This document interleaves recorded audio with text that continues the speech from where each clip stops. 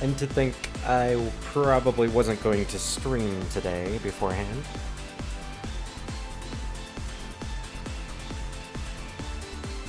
But it was a boring day anyways. What's up, everybody? We're back for another stream. Oh gosh. Today's probably going to be nothing but streaming SMT Nocturne because, not gonna lie, I kind of want to finish this game. not because I'm not enjoying it, but mostly due to the fact that I'm enjoying it so much. You ever get those types of games where you just love it so much that you want to keep playing it? And because this is a stream platform, I have to like constantly like play it every single day in order to continue playing it, and I can't like go farther in the plot. Yeah, it's unfortunate, but like, yeah, that's what it is. All right, let me make a quick call real quick, and then we'll get started on the stream.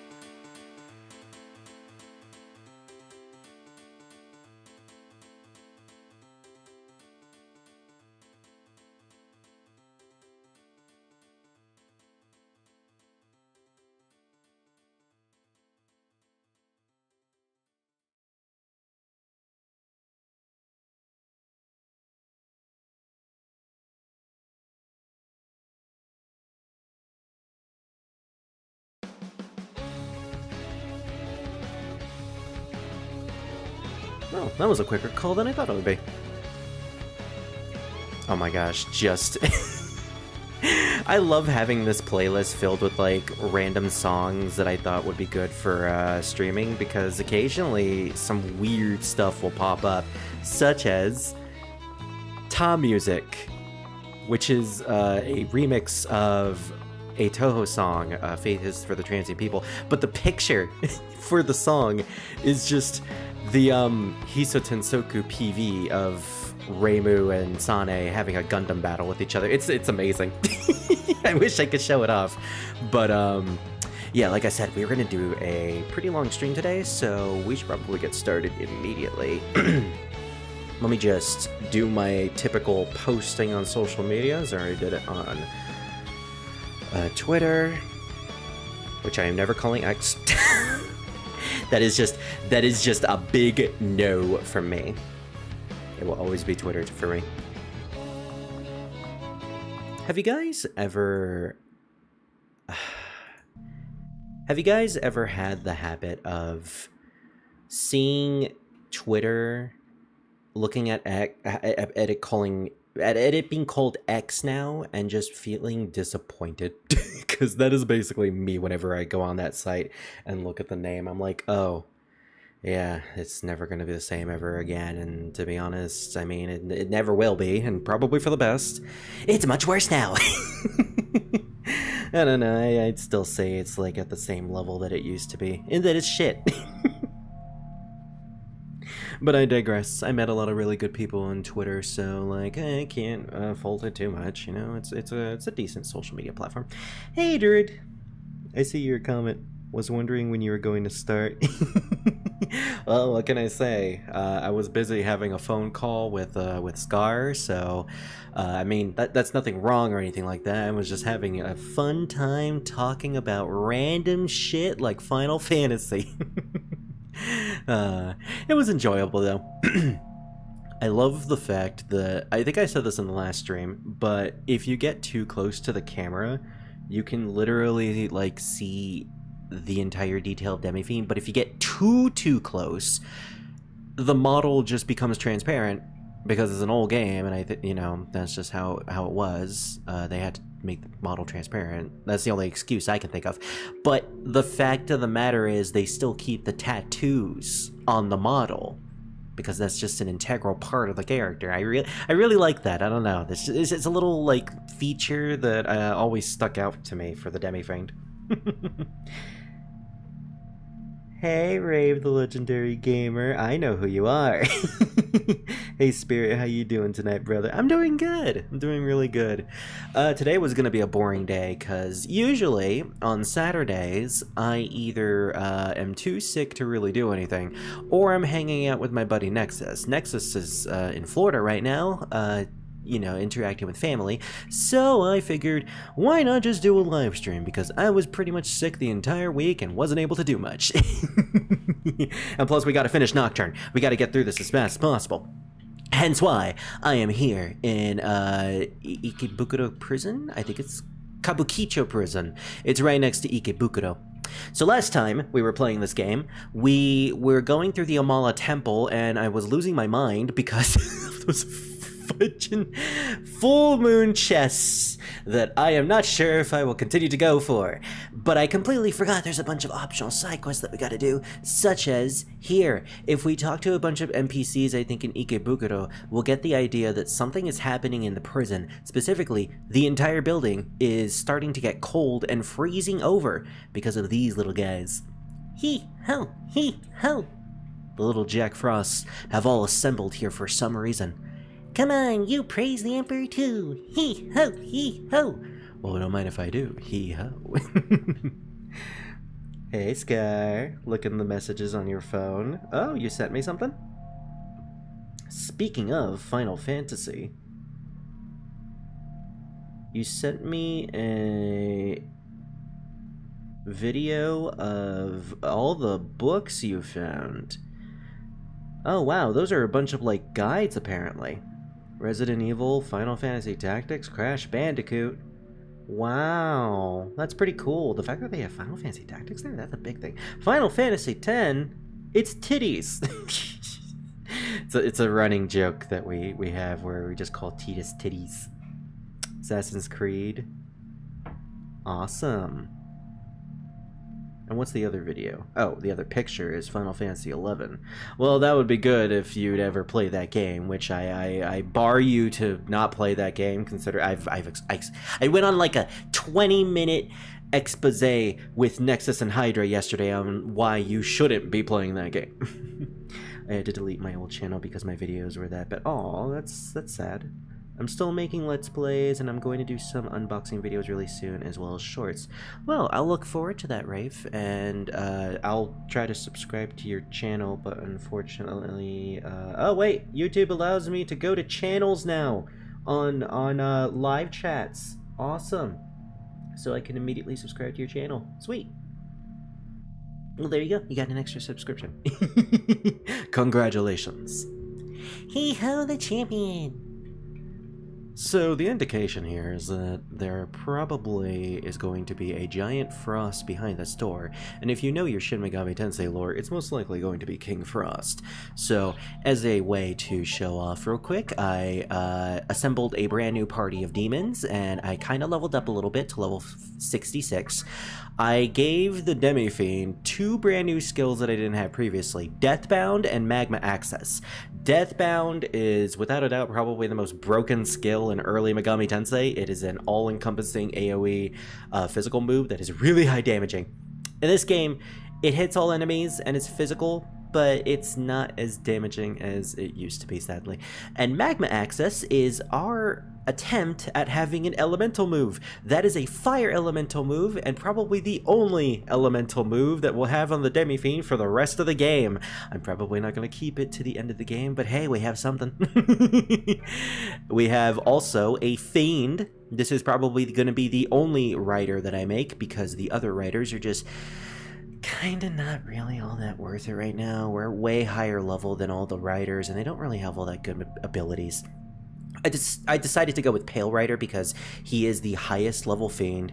He has some pretty good stats, and he has some decent skills. I managed to give him Pestilence is a pretty good AoE move. I made him using Kitian Dashang and another demon, and because of that, we have now replaced Kitian Dashang and have given Hasohapa, probably the most broken skill at this point in the game, to the Pale Rider. And I also went ahead and fused Albion to get Physical Drain at some point, and gave it to Pale Rider. So now we have essentially a better version of Kitian Dashang in every single way, and he nullifies a bunch of stuff. So yeah, if you really want to be good at these games, or if you really want to be like the best you can be in Nocturne, like have the best demons, the best thing is to go for the Fiends. The Fiends are just really overpowered with all of their resistances. Typically, most if not all the Fiends nullify ailments as well as light and darkness. So there's a reason why Daisojo is considered the best support demon if you're not like building up the best possible builds like I'm trying to do. But with that said, Pale Rider is a great secondary physical unit. We also have Clotho and Lachesis from the last session. Typical demons that we had previously: Legion, Titania, leveled some of these guys up. Albion, I am still at level 64 because I fused him away to make Pale Rider, but we'll use him again at some point. Loki, I kind of just dropped. I used him for a tiny bit, but he kind of hasn't really been doing anything. And we've lost Pazuzu, who had Aristoma and Ribarama, in favor of Shikioji, who is, I guess, like a Shikigami? He kind of feels like an attempt at a Shikigami, but he has access to Estoma, Ribarama, and Debilitate, as well as Life Search, so if we need to fuse another demon that is higher level with those abilities, hey, we could just do that at some point. He's level 54. We're probably not going to use him for battle, but he's pretty decent. And Yulungur, I love this guy's name, and the fact that he is a rainbow noodle. He is a gay rainbow noodle, and I love him, and I want to wrap up around him.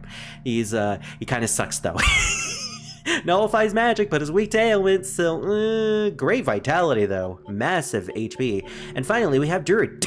I'm kidding. Gudamikala, the boss fight we fought to get the Yomotsu Hirasaka, is pretty decent. He has Repel Physical and Nullify Dark, so no weaknesses. I mostly just got him for a later fusion that we're going to be doing. But yeah, this is pretty much our party, and we're doing pretty good. So, don't know if this particular team I have right now is going to be good against this thing, but let's do it anyways. Well, that's 11, not 14. Damn, I can't read the... I mean, it's Roman numerals, and you never were good at Roman numerals. It's okay. I guess I might as well play it. No, don't go through play online. Please, trust me, don't do it. Hey, Scar, are you in my country of Florida? Actually, no, he is in Washington. Funnily enough, my friend Nexus did just travel to Florida, literally today, and he's visiting family, so... He senses a strong power from beyond the door, which indicates a boss fight. Alright, is it gonna be King Frost? No, actually, it's Scar! Is there voice acting for this? There was voice acting for Mara. Really? They didn't give voice acting to the He-Ho Meister himself? Alright. I mean, to be fair, how could you not voice act the cutscene with Mara? Why is Michigan on the thumbnail? Because we're dealing with pyramids today. Honestly, I'm surprised no one mentioned the Toyohime in the background of that picture. Well, hail the He-Ho. Feast your eyes on me, the wait, what? The abominable... Okay.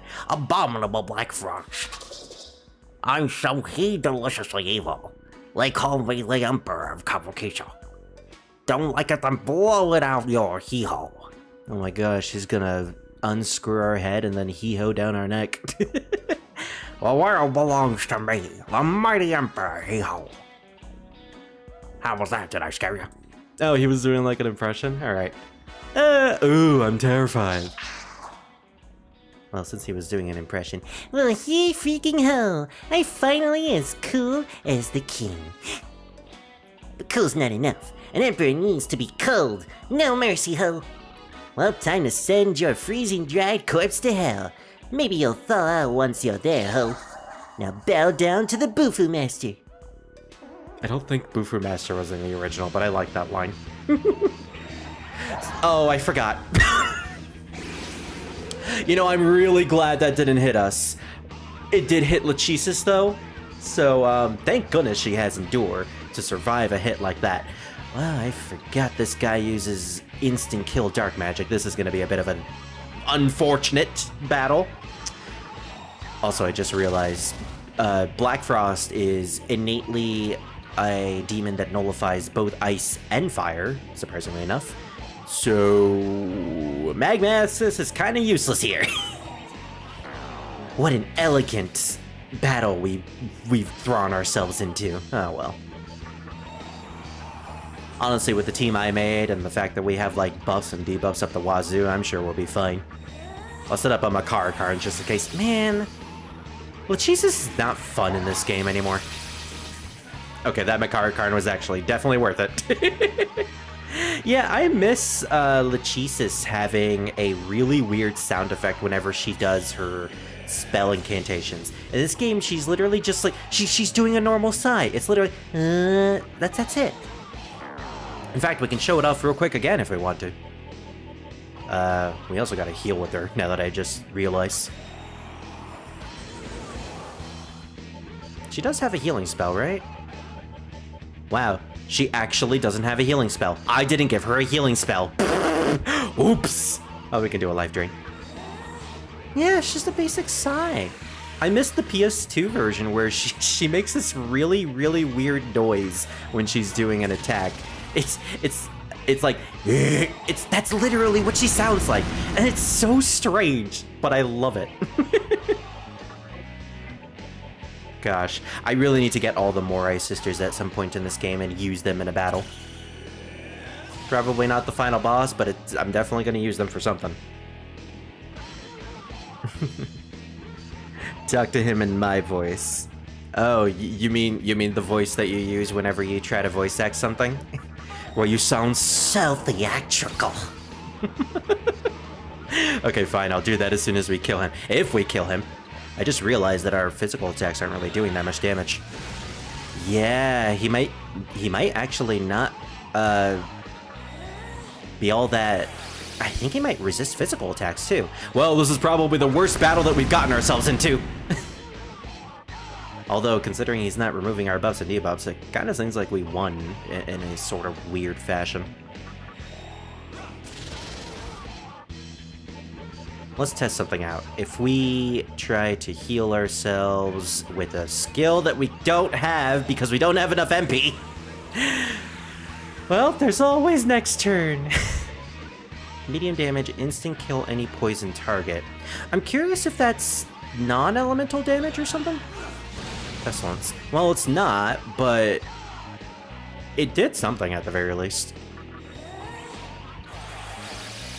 What do you mean Toyohime's on the thumbnail? Yeah, take a look at the image that I posted on Twitter and then look at the sky to the right. You'll see a very faded out Toyohime. I almost wasn't gonna do that, and then I realized, fuck it. It's a pyramid. The Lunarians are obviously conspiring against us. Okay, despite the fact that we're not dealing a lot of damage, we are pretty much just destroying this battle. No, don't be stupid. Don't be stupid and use the thing that he nullifies. Well, I mean, we could just do Tornado. Okay, Tornado actually is the way to go. Alright, Scar, well, you want it to be the Black Frost. Oh, that's it. I'll show you what an emperor really do. Oh, thank goodness for null physical, or drain physical, actually. Honestly, I don't even know why we're focusing at this point. We're not really dealing out that much damage with Spirit. Honestly, let's just buff ourselves a tiny little bit more. It's not like he's gonna hit us at all, but still. Oh man, every time I hear this boss battle theme, I always think of Alice in Chains. Maybe that's why I love this soundtrack so much. It just reminds me, oh, you little whore. You little... Well, you're a big whore, so...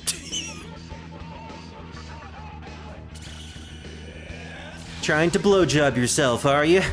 Well, not on my watch. He doesn't really do physical attacks, and even if he does, they're not really all that damaging. Honestly, this battle is kind of pathetic. You hear that, Scar? You're pathetic. You're pathetic, and you're horrible, and you're stinky. But you know what? I want you in my party. Gosh damn, I want you in my party. We killed him so fast. And he tried to heal himself. And unfortunately, it wasn't a Black Frost. It was just a tiny little hee-ho that tried to be Black Frost. Wait, the tiny little hee-ho became a Black Frost. I'm sure there's a race joke there, but I'm not the type of YouTuber to make it. Hee-ho! Why do you I'm sorry. Why do you interfere with my evil master plan hole? All I wanted was to be like the legendary King Frost, horrified yet loved by all. Why must that be so hee-haw? You crap son of a hee-ho. My gosh, you potty mouth. Uh-oh, I think I might be liquefying. I'm melting.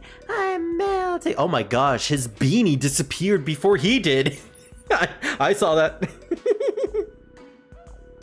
Jack, Black Frost had melted. You obtained the Magatama Satan.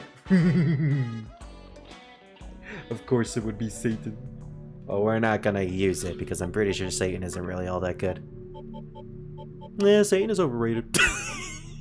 Wait, where is Satan? Oh, there it is. Nullifies dark magic and is weak to light. Imparts special magic. We can learn jive talk from the thing that gave it to us, which was a Black Frost. Again, there's a race joke there, but I'm not gonna make it because I'm not that type of YouTuber. Plus, I'd cringe at it.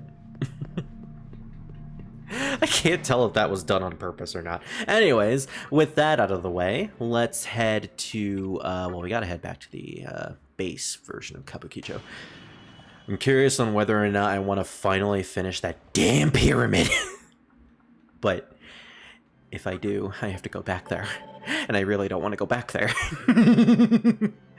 We have to. We have to go back there. Not because I want to save Scar or anything or help him, but because we have to finish it. I can't keep running away from my problems. We cannot hide from the issue any longer. We have to solve the riddle. I'm sorry, Naruto. I'm sorry, Michigan.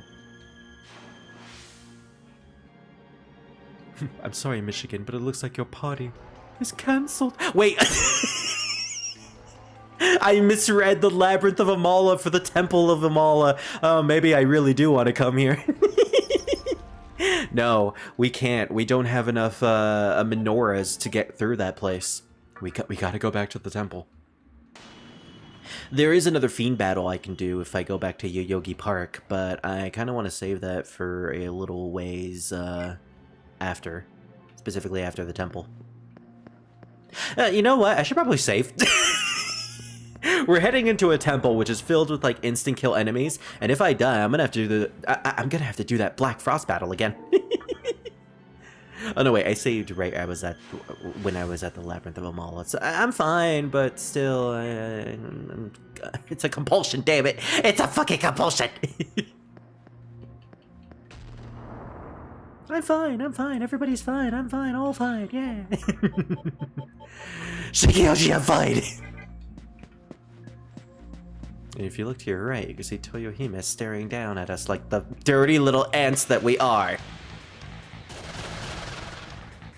Speaking of dirty little ants, let's eat these birds. Ooh, let's not kill these guys just yet. I want to... But they really want to kill me, though. I need to suck them elegantly. Suck. Suck. Suck. I can't believe I didn't give Lachesis a healing spell. I mean, I already have a bunch of demons that can heal innately. I guess I just thought that I wouldn't... Wow, they are really out for Demi-Fiend!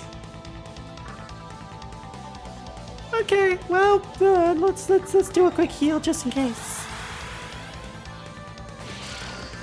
We're all happy little ants here. Happy little ants.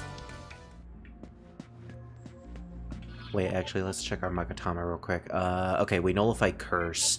I'm scared because if we go in there and we encounter any sort of, like, legions or angels, they will instant kill us. Speaking of angels... Pale Rider, please. Please handle this for me. After I suck one. This taste is so elegant. I'll see how much Hasahapa will do with this new demon. Damn! I know that's equal to, like, my max HP, and it gets lower the more enemies there are on screen, but dang, that is so much. Okay. Which pyramids did we go through already? We didn't go through this one. I can tell because the red sperm cells are coming in those directions. Coming. Wow. It's just sexual joke after sexual joke today, apparently. You guys are amazing. You guys are great. You're doing a wonderful job. Yeah, as I barf on you.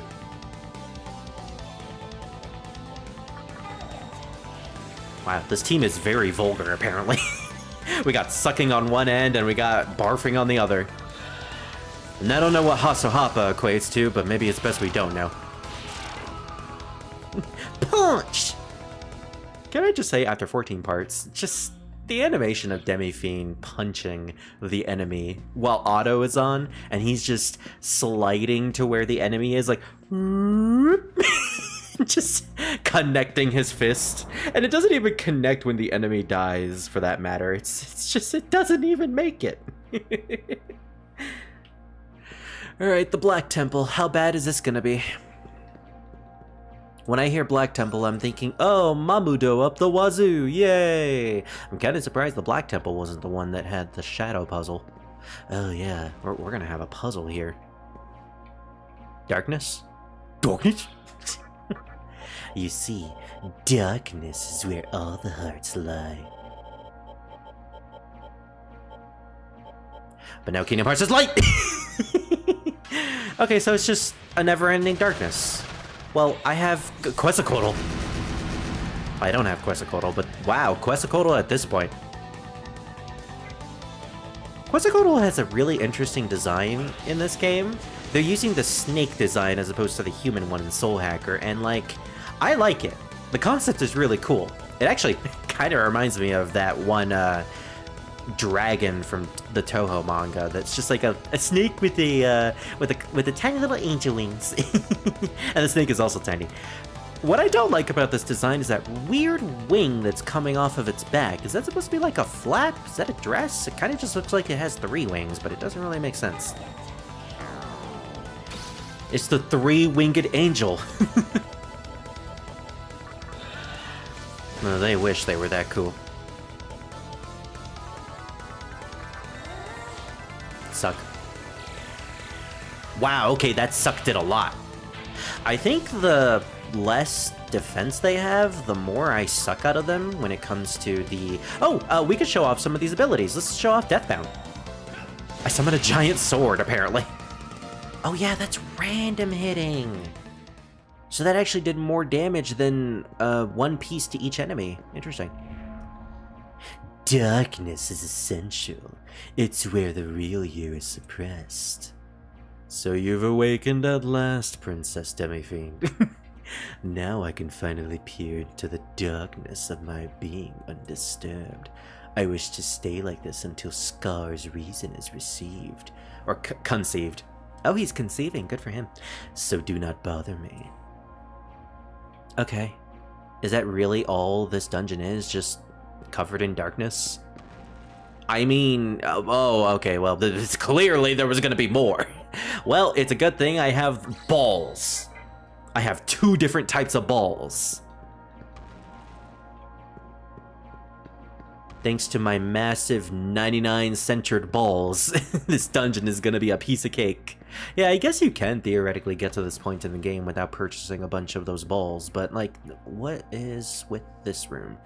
There's a crack in the floor. Okay. And what does that signify? Can I fall down somewhere? Oh, I can! There's like a hole there. There's another hole over there, too. There's a hole. Oh! I guess if I go to the 2nd floor, there's a couple of rooms where I could potentially fall down into holes.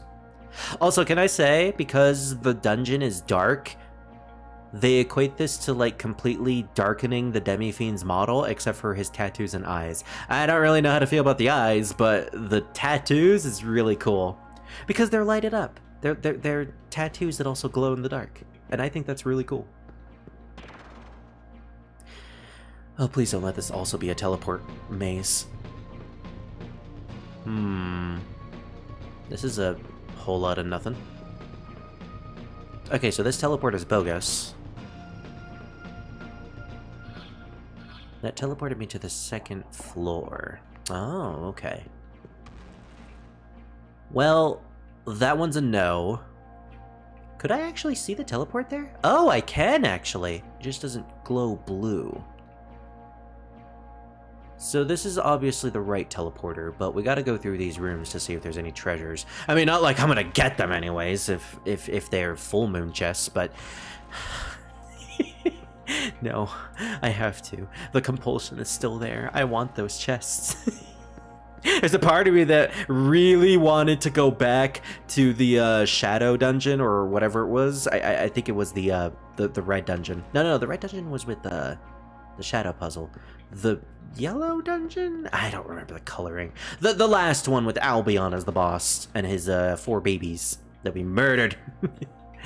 I really wanted to go back there and get those chests, but there was a part of me that was like, no, it's not worth it. Wait, what did I do? Wait, what did I do? No. I mashed too fast. We're back at the beginning. No! No! No! Don't you just hate it when you accidentally mash the button and then you lose all of your progress? I mean, we have a stoma. And then a stoma goes away. I mean, we had a stoma. Look, we only went in there for a couple of rooms. At the very least, I didn't teleport when we were, like, deep into the dungeon right next to the boss, so I'm fine with this. And funnily enough, we're not really encountering anything. Like, we just skipped an encounter there. I saw the frame skip. Typically, when you see a frame skip on Demi-Fiend's model, or pretty much the entire game, that means you just negated an encounter with a stoma. Or a repulse spell, if you have one of those. So, what's over here? Oh, there's other rooms here. So, oh, that would have led back here to the entrance. Okay. Then I guess it's fine that we use that. I'm sure wait. Question. Oh my gosh, when you open the map when it's dark, you can't see anything. Okay. I mean, I guess that makes sense. Theoretically speaking, from the in-game lore, I guess Demi-Fiend is actually looking at a physical map that he's carrying. Oh my gosh, imagine if you're the Demi-Fiend in this, like, apocalyptic setting and you're going through dungeons and you're illiterate when it comes to map making. You'd be screwed. That, or you just never use a map and you just wing it. I mean, chances are, if you're illiterate to maps, then you're probably illiterate to memorization. Yeah, I saw you. Oh, damn it, it's a full moon! No! No! I don't want to wait for the next one! No! This is just a dead end. It's just telling me that a chest is there. Well, now I have to think whether or not I should just continue with the dungeon or get that chest. If I take the red pill, I will get out of this nightmare. But if I take the blue pill... Actually, if I take the blue pill, then I'll go up there, considering that's blue. Dabba-dee-dabba-die. I definitely feel like I want to die. Is that song actually about death? I know a lot of people say, like, the lyrics are dark in that song, but I'm pretty sure the lyrics aren't actually dabba-dee I wanna die or something like that. I think that's just people grasping at straws. At least in my opinion. I haven't heard Eiffel in a long time. Oh, you have Dragon's Eye. Oh, I don't like you. How was that? Did you have fun? Okay, good. Now get back in my party. In hindsight, I probably should have talked to him since I do have a Loki in my party already. What the heck? Suddenly I'm just getting a bunch of encounters. Pazuzu! Pazuzu, I'm sorry. I'm sorry I replaced you. You're awesome. I mean, you're a big buff Bara kitty, but like, come on. I wanted the paper guy. I wonder if Pazuzu is Chaos alignment. Does that mean he'll get hit by Mahama? Watch the Quetzalcoatl's. Oh, the Quetzalcoatl's don't nullify it. Okay. Well, I killed one of them. Honestly, Mahama isn't really all that worth it. Yeah, that really does just look like a skirt for some reason. Quetzalcoatl really wanted to be like Squall Leonhardt. Which, I guess actually, considering Squall Leonhardt in Final Fantasy VIII does have a GF named Quetzalcoatl at the beginning of the game, I guess it does make sense. You say this knowing that I'm a tyrant. I'll listen, but I'm not joining you or anything else. You're just wasting my time. Wait, what? I have you in my party. Dude, you're literally in my party. You're supposed to leave when I talk to you. It's not even a full moon. What an idiot. Killed by the latex-wearing Fate Sister, too. It's just not your day, Loki. It'd be as if he'd get killed by, Scarlet Witch. Which I'm sure is a fanfiction somewhere. Oh, it's not the full moon. I don't want to do that. Oh, right, new moon. Everything turns off. I like the sound of everything turning off, too. It's like, whoo. It's like the generator inside Demi-Fiend just automatically spurns off for some reason. Oh my gosh, if I didn't have a Stoma in this playthrough, I would have been so mad, and you guys would probably hear me going insane even more.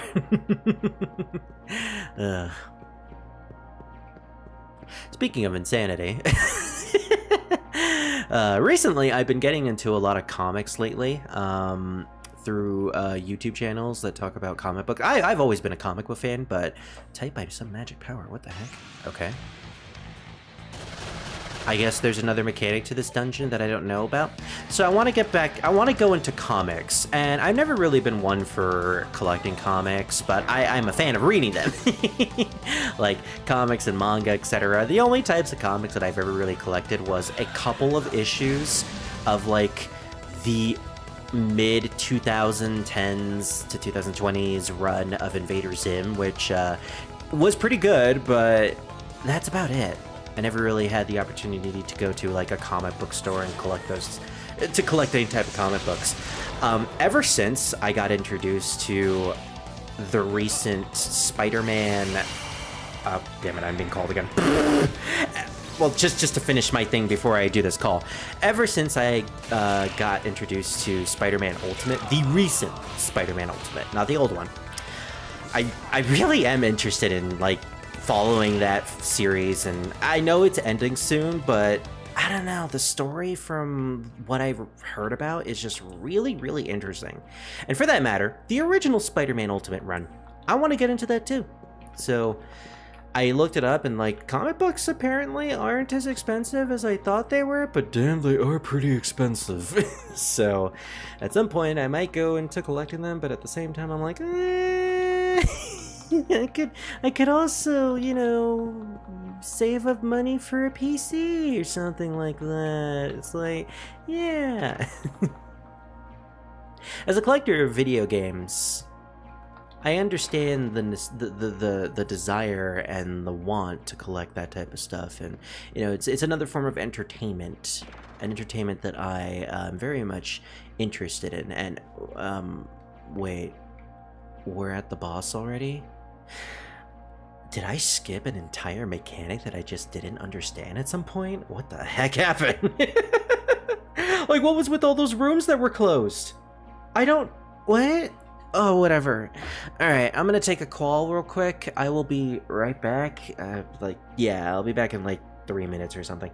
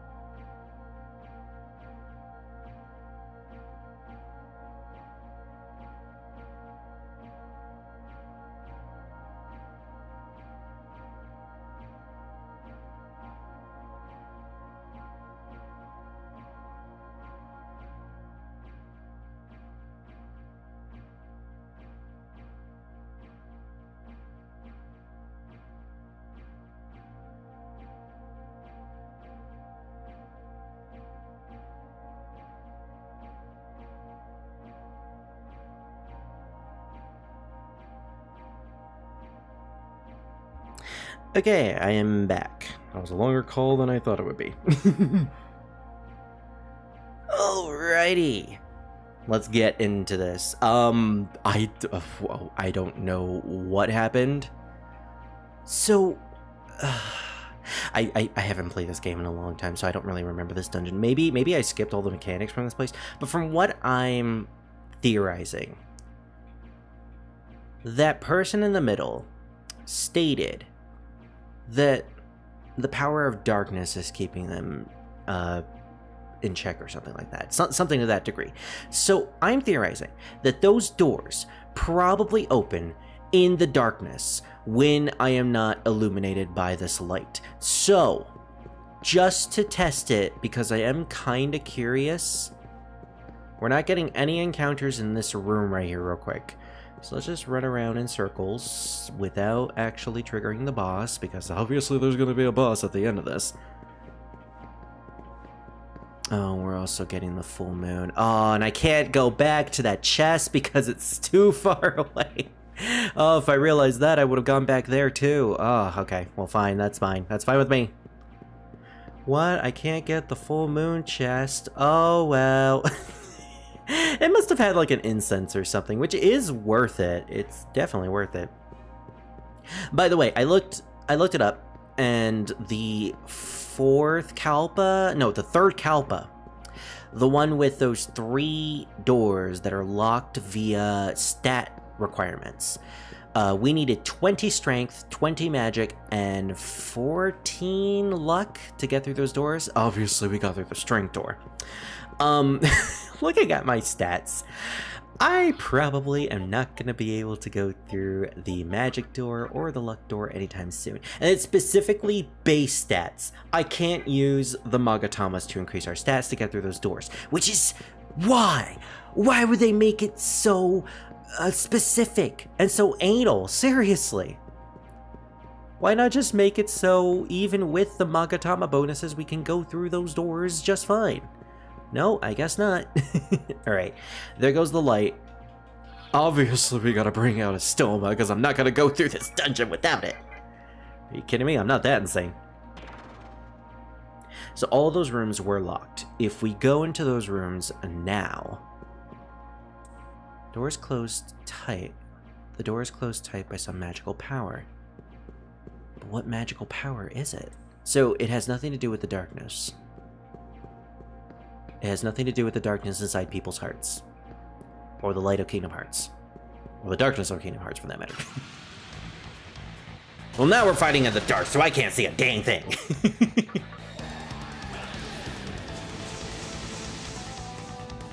There's snakes and big buff men in the dark. Get away! It's so elegant.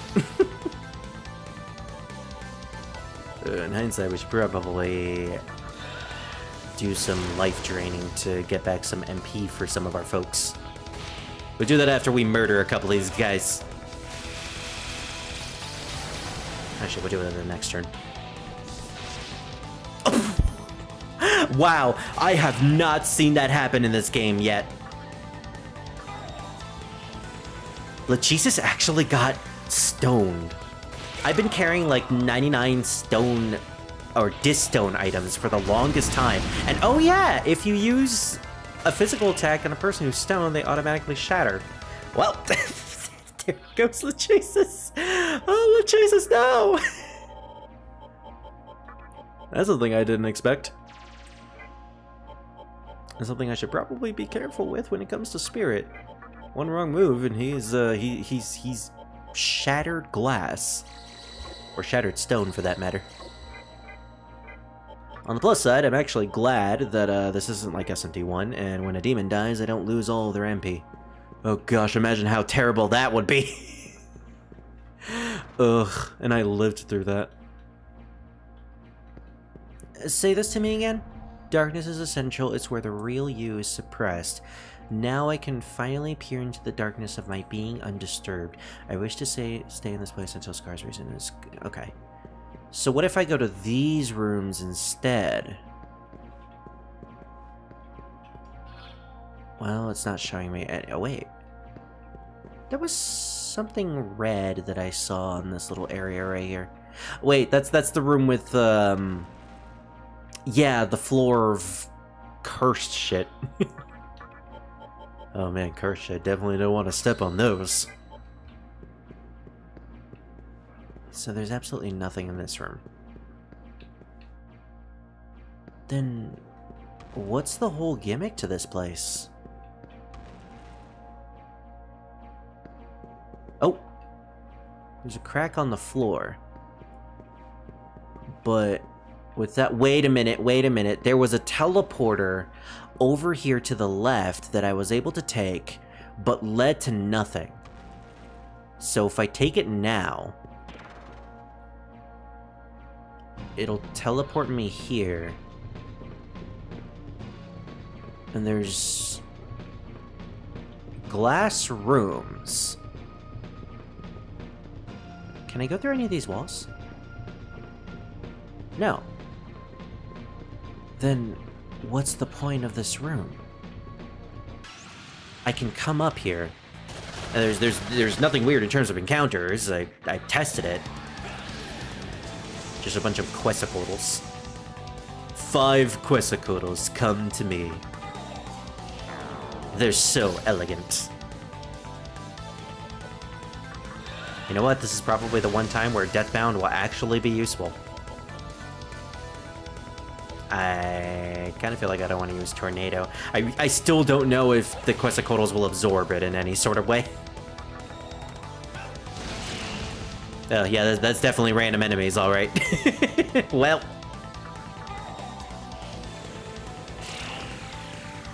At least they're low on HP, so I can simply just auto this at this point. And plus, they're idiots.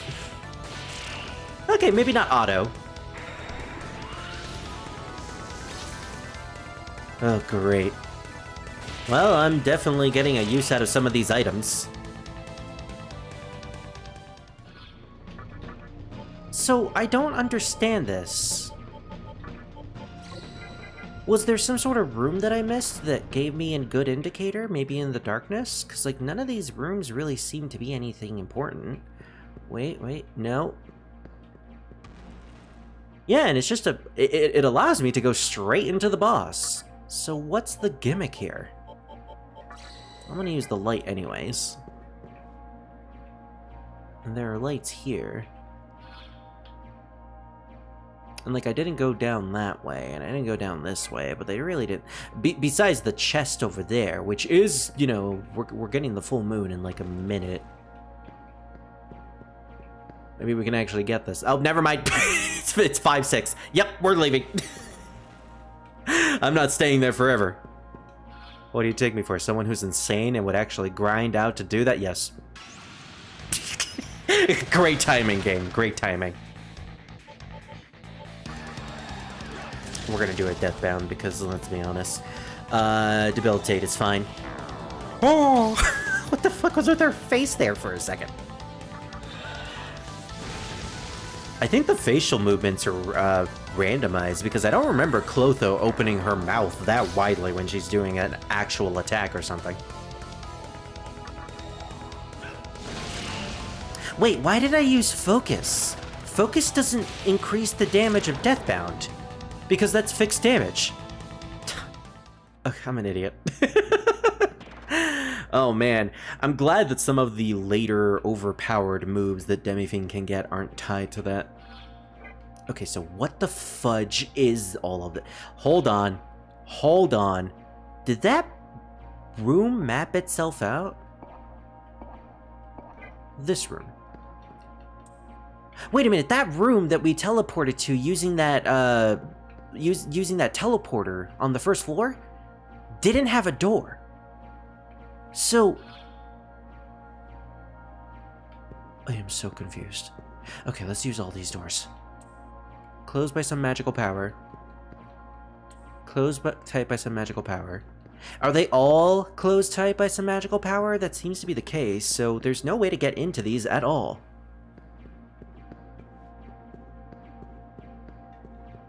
There's no transparent walls. There's no walls you can go through. No, like, illusions or anything like that. Maybe I do need to explore in the darkness. Maybe my heart should belong into the darkness, said Riku. Riku's here. Riku's here, everybody. Riku's here. Demi-Fiend just cries on the floor. Yeah, I mean, I don't see any sort of way to get into these rooms. There's some sort of light source that is coming through. This room is covered in the shadows, but so is this room too. Do I even care enough to figure out this whole puzzle? Because the boss is literally right there. Screw this! Maybe there is something involved with all this, but like, fudge if I know. Let's just go through. I'm definitely running out of chakra drops. I need to build up some more at some point. Money is actually surprisingly tight at the end of the game, especially if you're trying to actively fuse and make as many demons as possible. Okay, I don't know who I should have for this battle, but something tells me this team might not be so bad.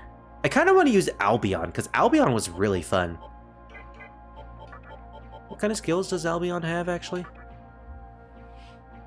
Sukukaja Tornado. A lot of stuff that the other demons already have, so maybe it's best we don't even bother. I have a good team as it is right now, let's not ruin it. Wait. Oh my gosh, there's a black flame where you put it out. Yes. The black flame.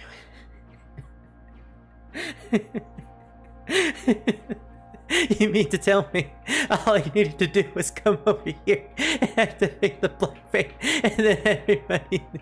Oh look, and if we go back, I'm sure all the doors will be open. Oh, look at that! All the doors are open! Isn't that wonderful? Yay! Look, it's an actual dungeon, everybody! Ah! Demi-Fiend just wants to be in the corner right now. Alright, now let's go dungeon hunting! Nothing in this room! Okay! Why are we in the darkness? Why are we in the darkness? I'm not a heartless. I'm not a nobody either. And even if I was, I would still have a heart, because fuck you Zemnis, we all have hearts. Well, fuck you Xehanort, technically. Well, fuck you Xehanort, and Xehanort, and Xehanort, and your 10 other Xehanorts. So this will lead me to the floor that's cracked. If I were to actually jump off, that didn't actually lead me to the floor. Oh. Wait, that was B1. That wasn't the floor 2. Oh, okay. So that leads me right there. Why would I want to use those other rooms unless they have teleporters? Or if I fall onto the cracked flooring, will it take me to the basement? Like, will the Demi-Fiend be so demi-thick, demi-thick, for that matter, that he will break the floor, and then I'll be able to get to the basement? I mean, might as well just drop Gita Mikala in there. At that point. I think this was the cracked room? Might have been one of them. No. This wasn't a cracked room. I think it's the one to the left. Well, I mean, might as well just go through every single door and try to test it. And then we get locked out of using any other rooms because we find the right one, and then, oh no, now we have to fight the boss, and then we lose out on all the treasure. Ah! So, yep, I mean... Why is that so fucking comical? Oh no! Another one! Don't panic. Maybe it's gonna be a full moon right now. Oh, you son of a bitch! It did not make me even more insane! I don't care. I don't care. You hear me? You hear me, full moon chess? I don't give a damn about you anymore. That's a lie, I really do, and I really want to come back here. I believe I can go back to previous dungeons at any point in time, as long as they're dungeons I can easily access. Like, the hallways in the Amala network I can never go back to, so all the chests that were in there are kind of just gone. But I believe the temples are always accessible. So we need to go back up. We've destroyed a hole. Not in that way. Get your mind out of the gutter. I think next to the room was also another hole, or no, it's just a whole lot of poison. Poison. I don't give a damn. Although I probably should. That did deal a decent amount of damage to us. Who has healing? Loki, we're literally not using you for anything. Poor Loki. He's a really good demon, it's just we stopped using him at some point, and I don't remember why. Oh, probably because we have a bunch of overpowered demons already. And I like most of my demons, they're pretty cool. They're cool peeps. They're cool, they're not afraid of anything. You know, in hindsight, I should have realized that that took me to the teleporter, but I really wanted to map it out. I want to win, damn it. I want something. Who are you? The god of this temple must really like darkness. It's like we're in a grave at the bottom of a crypt. I don't know what you're talking about. I have balls, lady. I can see in the dark with my balls. Gaze into my balls. Damn it, my balls! Now there's a big black ball in the sky covering everything. I mean, that's basically what the new moon is. Wait, what's this? Divining water? Checks to see if a demon is capable of evolving. Wow, I've never used that and probably never will. You know, that item might have been good if guides or game FAQs wasn't the thing. Granted, back in the day, I'm sure a lot of people used items like that because, you know, not a lot of people had readily available internet access back in the early 2000s. Me included. The only time I could actually use the internet was when I went to a computer club held in my area, and oh my gosh, does anybody remember those? I was a kid when this game was released, so the most of the things that I did when I went to the computer club was play random games from PBS or, you know, Cartoon Network. Because screw using it for homework or anything like that.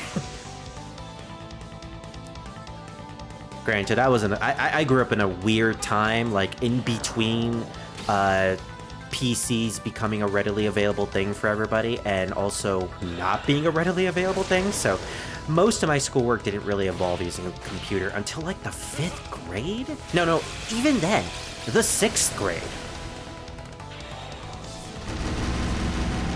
And then I was around the 8th grade where I actually finally got my own personal PC, and everything fell apart from there. Because YouTube destroyed everything. I'm kidding, it didn't destroy everything. So, that big room kind of gives me the indicator that we're going to fight a boss or something. I don't really see more of the dungeon happening after this. This could be another fake out. Oh look, another black flame that we need to extinguish. Oh no, it's an altar. Okay. You know, I should have realized that that wasn't the boss room from the fact that I didn't get the warning. I got absolutely no warning for the boss.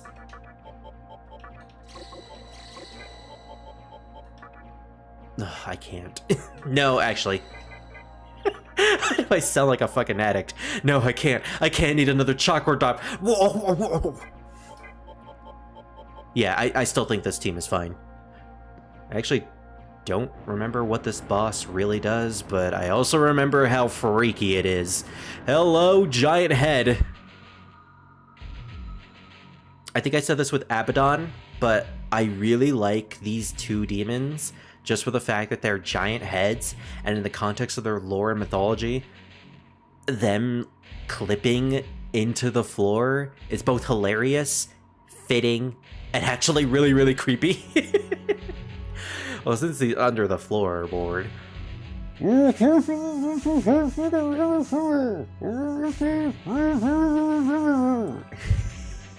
What? I can't hear you. I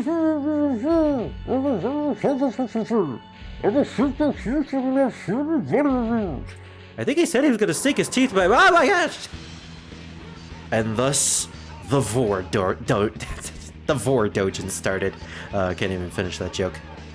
Okay, I do not remember what this boss is, like what his weaknesses and his resistance are. Something tells me physical attacks might not work, so let's do a fog breath real quick and make sure we have buffs and debuffs ready. There must be a reason why they had a save point right outside his room.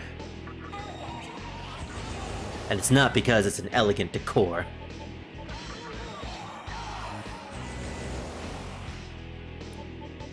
Well, considering this might be a good way to test it, no, we gotta use a Rakukaja. I was gonna do a physical attack with Lachisas, but... Okay, Tempest. Oh my gosh, I'm so glad I made Pale Rider. Oh gosh, physical drain is so awesome. And just for the sake of making sure he doesn't use that again, let's use a Tetra card. Okay, this is probably the best way to test it. Okay, good. He can be hit by physical attacks. Awesome. That means Demi-Fiend, baby!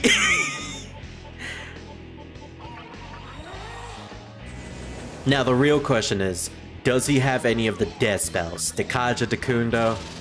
What do you have, buddy? Just Tempest. Yeah, you keep doing that. Oh my gosh, the way he sinks back into the ground and then comes up, it's so unnerving and I really like it. Obviously, we can get this guy as a demon like most bosses, so I'm looking forward to that. Screw it, just keep using Tetracard. He's probably gonna murder himself at some point. And this is the point in the game where I'm glad I got rid of Counter, and Retaliate for that matter on Demi-Fiend. Because that would have wasted our focus. We really need to use a healing spell at some point.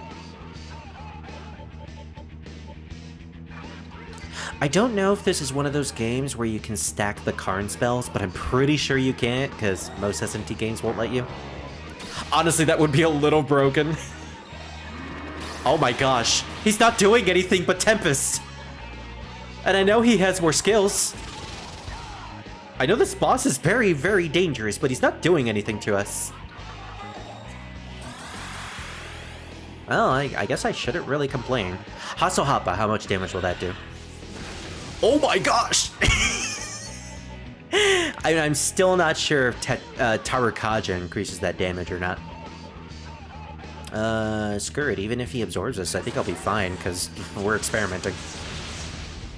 Yeah, that's nice. Alright, how much damage is this gonna do? Hey, that's not even a critical! Okay, finally, he's actually fighting back. Dakun, never mind.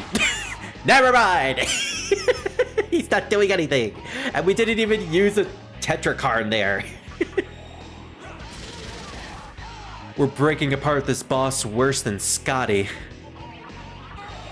At least Scotty was fun. Okay, one thing we gotta do though, let's use a Debilitate with a Jesus. I'm gonna pass my turn with Demi-Fiend so we can use a Tetrakarn. I don't know, I feel like I don't want to chance things.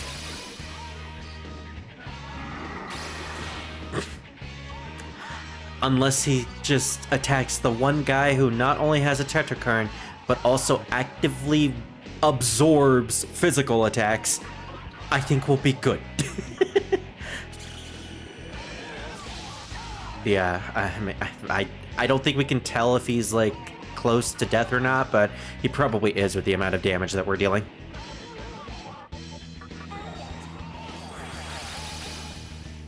You know, we're gonna do a pass for another turn because we need more MP.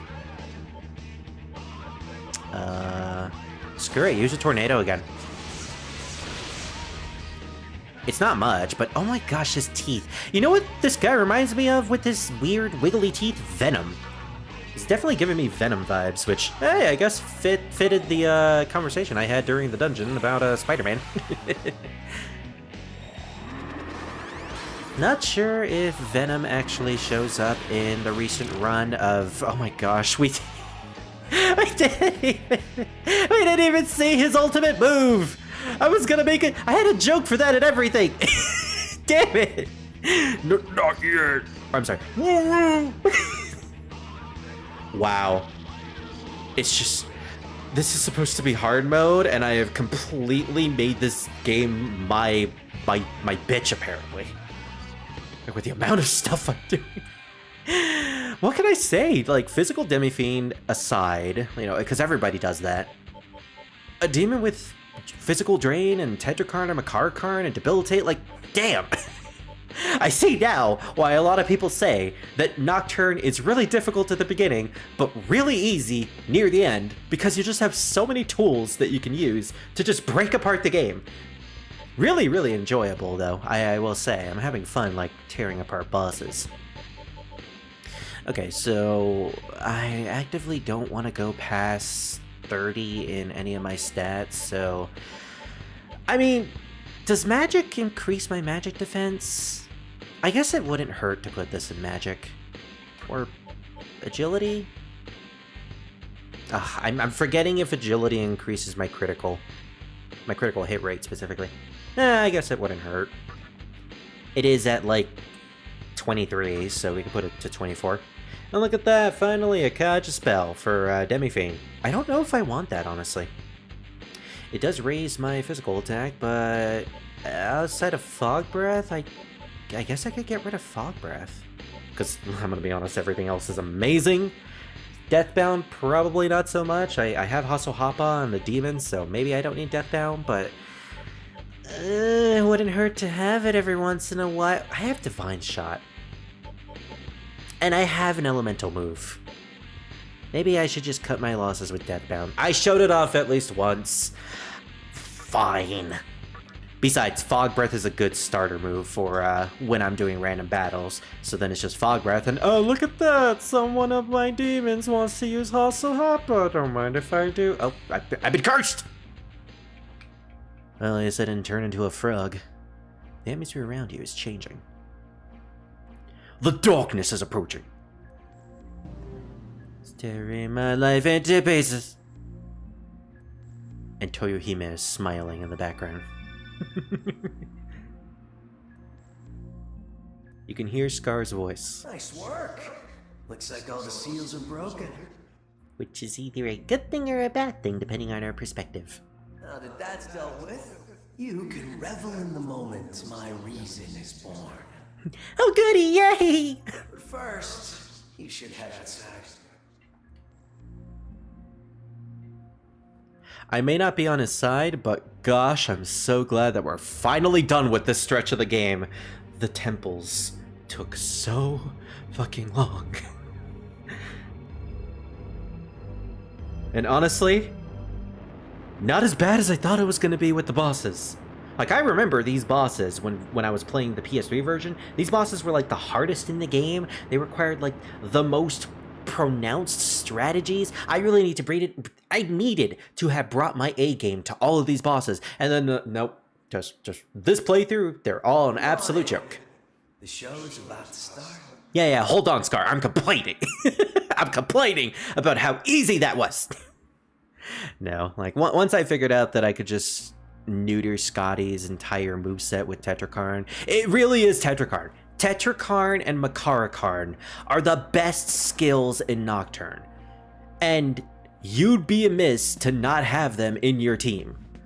Like, they legitimately break every single boss. It is not even a joke. Maybe Dante or slash Raido Kuzunoha from Raido Kuzunoha versus the Soul I'd love to say the name fully. But like, maybe those fights and some of the Fiend fights you can't break, but by gosh, you could break most of the main game bosses. So that's a lot of Magatsuhi being absorbed into the center pyramid, which is an underneath pyramid. It's a upside down pyramid, so it's making me think that we might run into Edamon here. Wait, what's the pyramid in Digimon Adventure upside down? I don't remember. Nor do I care. Wait. Actually, before we go in, are we still cursed? I thought we were cursed. Are we not cursed anymore? Oh, we're cursed. It just doesn't say. Wait, what does curse do? Does it make it? Oh, hold on. Wait. Not only am I questioning curse, but our Magatama specifically nullifies cursed. So how did we get cursed to begin with? What even happened? I don't even... whatever. It's a special curse. Ooh. Well, until I heal that, I'm probably just gonna keep this PNG on. Because I'm cursed. Well, now that we've done all the temples, let's see the fruit of our labors. And by that I mean, let's see Scar take the fruit of our labors. You won't have to hang in there much longer. I'll complain however I want. You can get all the rest you want when this is done. It's symbolic, because of course. To take me out by caressing me with Magatsuhi? Well, that's one way to put it. I say we just get this over with. Never liked this place much anyway. Never liked this place. This is the first time you've been here. Well, actually, if we take into account the times I stopped streaming and the hiatus in between these sessions, I guess you have been here for like 2 weeks, so my bad. Well, what can I say? People like you were made to be stepping stones. I forgot how disgusting his body is. And then I look at my body and I'm like, hot damn. And yeah, it's a cruel job, but somebody's gotta do it. Hi, buddy. Thanks for going to all that trouble. Spirit. The Magatsuhi, those powerful demons were hoarding, is now mine. It's enough to bring Musubi into being. Which I guess means he's the first one to officially conceive his reason. If we're taking the fact that Hikawa lied and saying that he already had, I already have enough Magatsuhi to summon my reason anyways. Yeah, right. You didn't even summon your reason when you could apparently do it. What are you doing? Stop this, Scar. What are you doing, Laura? I'm gonna say it in the same way James says it to Laura and Silent Hill. What are you doing, Scar? Like? I'm preparing for the ritual of reason. See that? The Magatsuhi he's gathering will give my reason power. So you're using Hijiri as like a battery to absorb the Magatsuhi, kinda like how our teacher Miss Takao was used as a battery as the maiden in the obelisk. At least that's what I'm getting at from this. So do you need like some sort of conduit to absorb all the Magatsuhi? Is that how it works? In which case, how would this actually work if the conception happened preordained and not artificially through Hikawa's machinations? I'm wondering that. Like, how would a natural conception work without many humans in the conception to begin with? That's something to think about. And I'm probably sure we'll never get that answer. Unless Atlas eventually, possibly, makes a game about another conception. Of a natural conception. Although they probably could have done that with SMT5, but they didn't. To be honest with you, I'm not the one who came up with this brilliant idea. He did. Oh, did he now? Of course, he planned to use the Magatsuhi himself. And it would have been you or me hanging up there. So I guess you don't need a human at all. You just need something to power, or something to absorb it. You need some sort of life force to bring all the Magatsuhi here as a battery. Okay. Yeah, I came up with the plan. That doesn't mean I would have carried it out. Also, how does Scar know about my plan to begin with? I didn't even tell him. Maybe. Maybe he, like, whispered it to himself while he was trapped in that room the entire time. We did leave Hijiri in that room for a very, very long time. He might have said some things.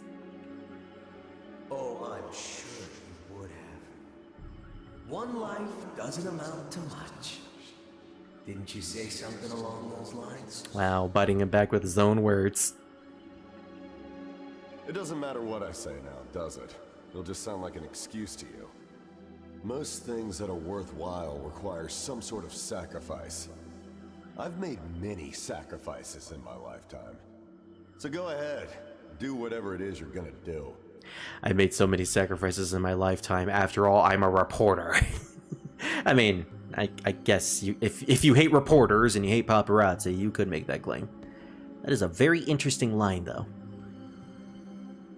Just remember, you'll pay a high price for following that path. Don't worry.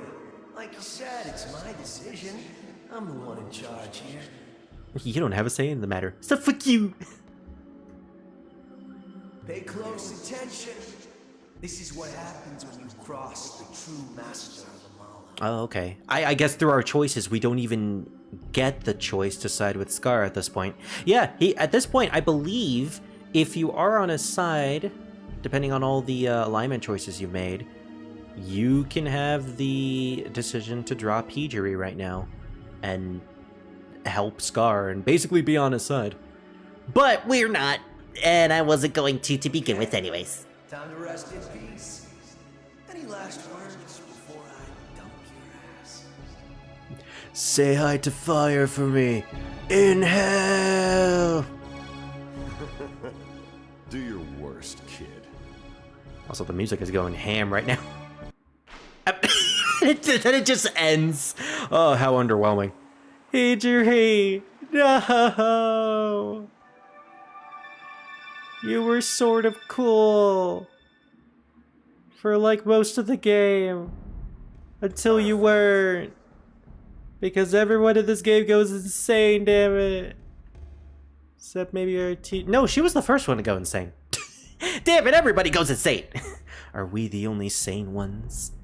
I say as a demon who's shirtless, just running around all over the place and screaming in the middle of dungeons. Yeah, I'm perfectly sane. With this much Magatsuhi, there shouldn't be any problem. My god will soon emerge from the infinite space beyond the Amala network. He is outside the flow of time, a being without a name. Well, that's unfortunate. What are we even going to call him at that point? The god of absolute solitude. I don't know. The God of Absolute Solitude is a pretty long name for me. I guess it might be inconvenient for him to remain nameless, huh? I don't know. The God of Absolute Solitude, I guess it might be inconvenient for him to remain nameless, huh? Is a pretty long name to me. Okay. Let's see. A drifting god. How about Noah? Wow, you're so smart. That's such a good name. Is that really just all it is? I don't actually know the reason why he calls it Noah outside of the fact, oh, it's drifting, like the drifting ship from Noah's Ark and it's in the tail. Maybe. I don't know. Come forth, Noah. I'm actually kind of curious why they named it Noah in the game.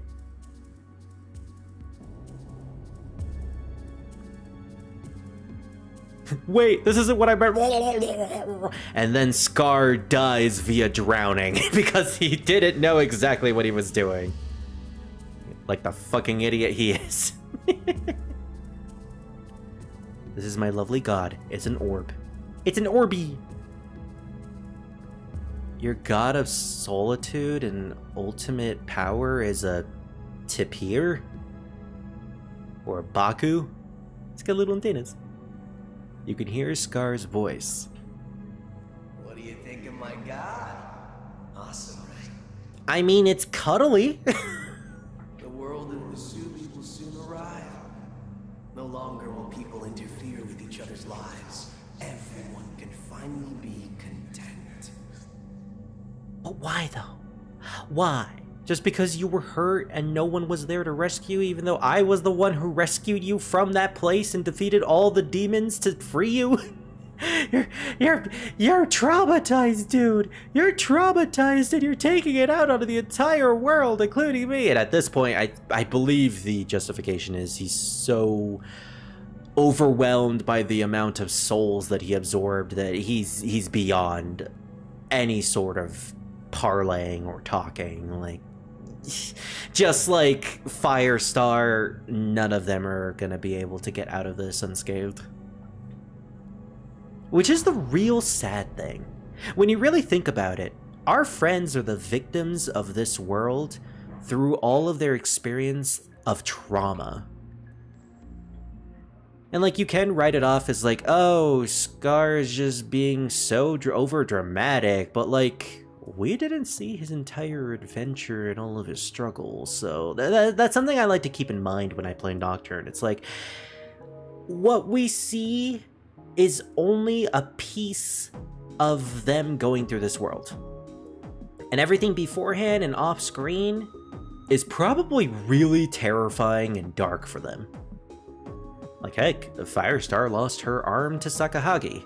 Who knows how she felt when that happened? Well, obviously, we saw the aftermath of it, and, well, she didn't take it all that well. Meanwhile, Angels. It is as she stated. A reason has been conceived at long last. We need not worry. Lady Fire is on the move. Our god of Yosuga will soon descend upon us at Asakusa. And just to make clear that everyone around us hears us so they can probably head to Asakusa. She is in Asakusa! Let us make haste. There are many of vermin remaining who have yet to receive our judgment! Go with your squid shield and your book. With that, we basically got our next hint on where to go next, and oh my gosh, we're finally free! We can leave this terrible, terrible place! Woohoo! Scar summoned his god. Once Masubi takes over the world, everyone can live how they want. With no one else around them, in complete isolated solitude. Isn't that fantastic? The young man named Scar. It seems he gained considerable power using the Magatsuhir. I learned this from some demon on a reconnaissance mission. They were from a rival faction. If you didn't hear it! They're really giving us like the massive hints. Oh gosh, no, we're cursed. Which does something, but I don't know what. Seriously, what is curse supposed to do to us? I guess we'll find out eventually. Find out on the next episode of Shin Megami Tensei Nocturne. Which will never take advantage of our innate gullibility. Thank you, Shin Megami Tensei Nocturne. I fucking love that commercial. It's so iconic. Oh man. The actor who played the guy unfortunately passed away not too long ago, and that's sad. I found out that he voiced a lot of characters in anime that I knew about, too. Alright, so we can head to Asakusa to figure out what's going on, over there specifically. Or we can head to Yoyogi Park and try to see if we can deal with the next fiend. I'm thinking we head to Shibuya so we could go heal this dang curse. Whatever this curse does to us. I'm gonna be honest, I don't know. I don't know what it's doing. Like, is it making it so we don't gain experience or something? I really don't understand it. Either way, I think this is like the only time we've ever used remove curse. Wow, that's really expensive. Thank you for sighing into my ear, Lightning from Final Fantasy XIII. God bless you. Okay, I feel like we might as well go take on that fiend now, since we're at a decent point. So if I remember correctly, this fiend is pretty iconic, and they absorb physical attacks. So let's remove Lachesis. Let's go with Albion, because Albion is awesome. My gosh, Albion, Pale Rider, Kitian Dashang, I have gained a new love for all of you. Ginza, Great Underpass in Ginza, Kabukichi Prison, Yoyogi Park, here it is. Now the problem is, I don't know which place in Yoyogi Park this boss shows up in. I know it's in one of the rooms to the side of the entrances, but I don't specifically know which entrance.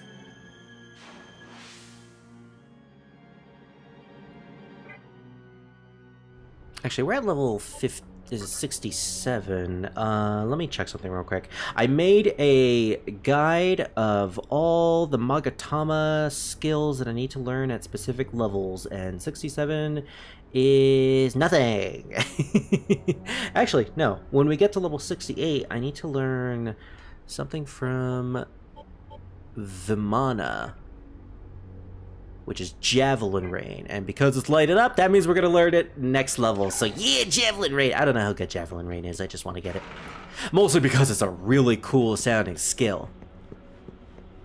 The Demi-Fiend has a lot of really cool moves that you can get near the end of the game that have really interesting animations, different from everything else, but also most of them are kind of just the same thing over and over again. They're kind of just worthless, to be honest. Like, Magma Access is cool.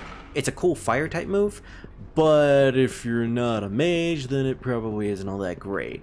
Deathbound is awesome if you're a physical build, but at some point you don't want to use Deathbound because it's fixed damage. And plus, it really doesn't deal all that much damage, to be honest. Even if my HP is massive. Even if every part of me is massive. Okay, so clearly this isn't the right way. So what we gotta do is we should probably go back to Shibuya, because the other entrance to Yoyogi Park is over here.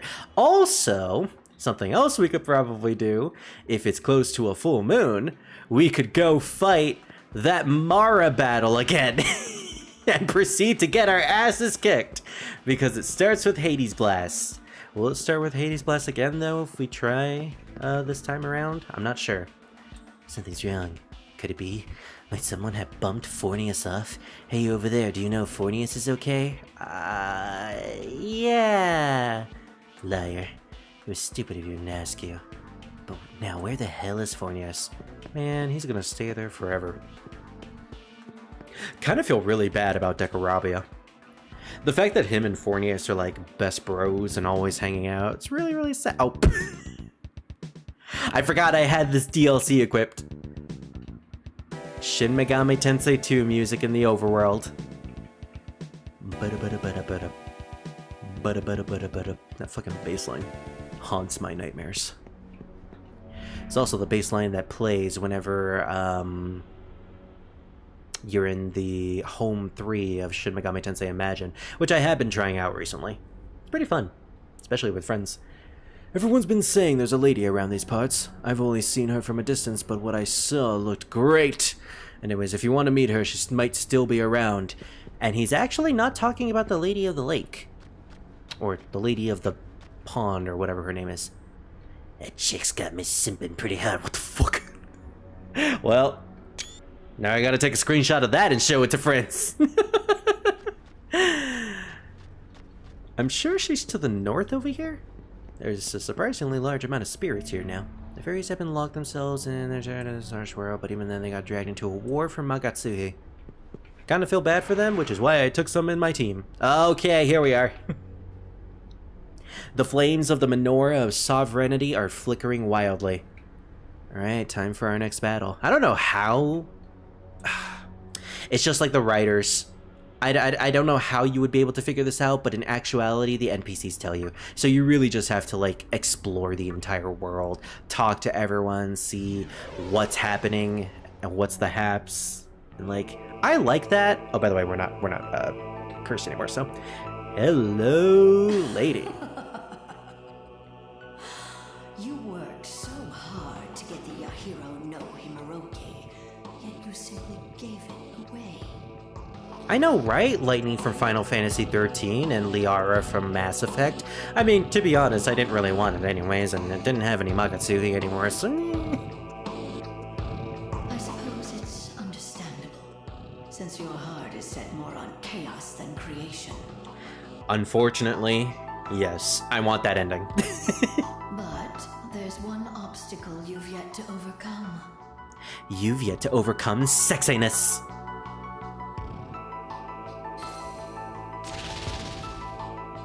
Go, my gimp. Is I, the Mother Harlot, subjugator of the beast that rules all men. With, like, the 7 beasts of the Book of Revelations, I believe.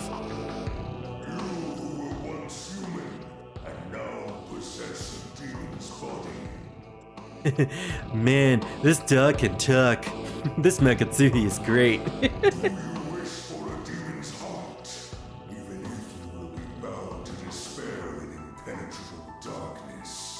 I mean, I gotta be honest, no, but I have to go with this ending anyways because it has more content, so I think that suits me. Sounds like a bad... You know, if I'm being actually sensible. Wow, you're a bitch. You're no longer human, but you refuse to become a demon. Will you let fate control your life until the very end? Well, as the best movie of all time and the pre-apocalypse told me, there is no fate, lady. Terminator 2. Well, it doesn't matter much, since your life will end here. Which, you know, begs the question why I even asked that question, but oh well. Too many questions. Shall we indulge ourselves? In the ecstasy of death, that is. I mean... would? Okay, maybe not after you did that. Why does she do that? Let us savor every minute of this orgy of the damned. Okay, you're just making your claim even better, lady. I'm so glad they kept the gulp when she's doing attacks. And okay, that's a good start. So that's a cool little gimmick about Mother Harlot here, the Fiend. Her normal attack does, I believe, 6 hits, indicated by the Beast of Revelations that she's writing. Really, really cool design. I've always loved Mother Harlot.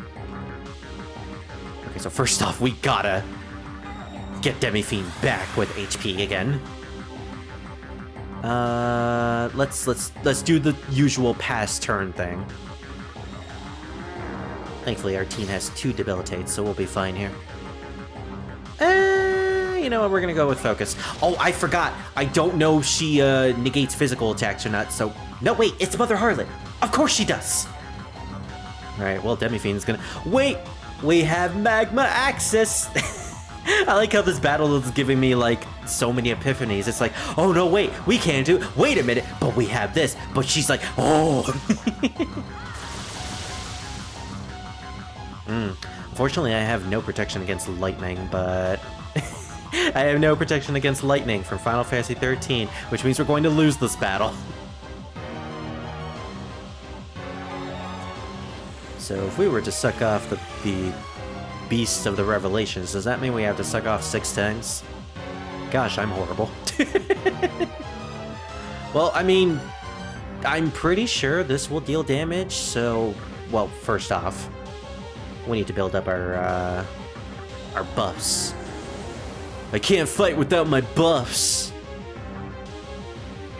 So I'm genuinely curious, does Magma Axis count as a physical move in some form or fashion?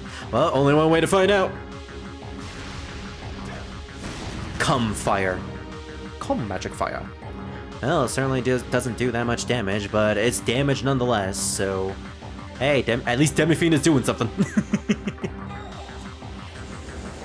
Now I'm curious to know what type of move. She's gonna use physical attacks. 2 of our demons either block it or absorb it. That's unfortunate for you, lady.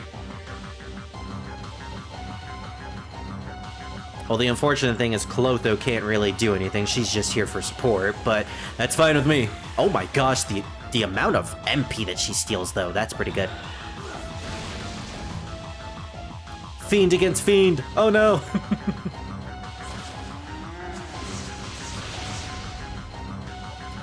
So, obviously, using electricity, she does, in fact, absorb that element. No weaknesses, typical to a Fiend. So this is all War of Attrition. Oh boy, Dragon's Eye! How many turns does she get?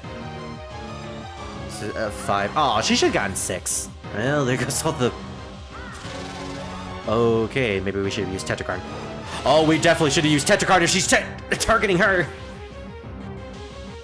Okay, lesson learned. Thank goodness for endurance, though.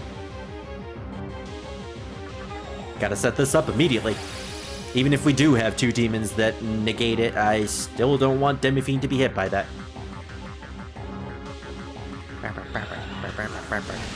There's only gonna be a few more times where we'll hear this song. Actually, I think 2 more times, which is unfortunate. I do really love the Fiend battle theme. Although, to be honest, my favorite version of this song is actually a rendition of it for Alice in Shin Megami Tensei If.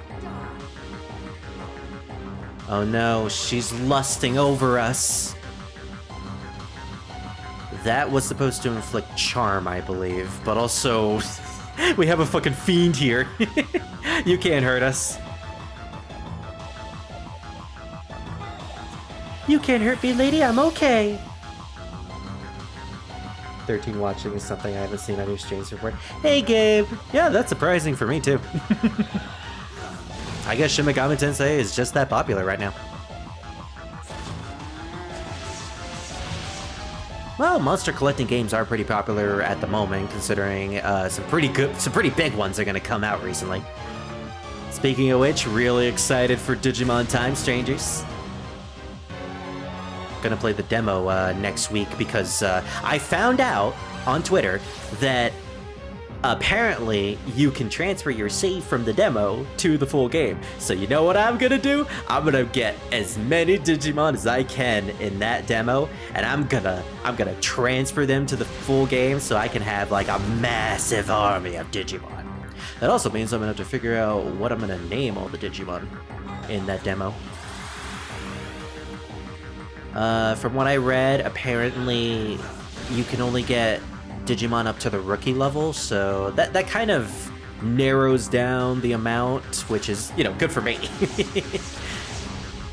The best part about Digimon, though, is if I don't like a specific name for a specific Digimon once they get to their final evolutions, because of the way evolution works, I could just change the evolution line.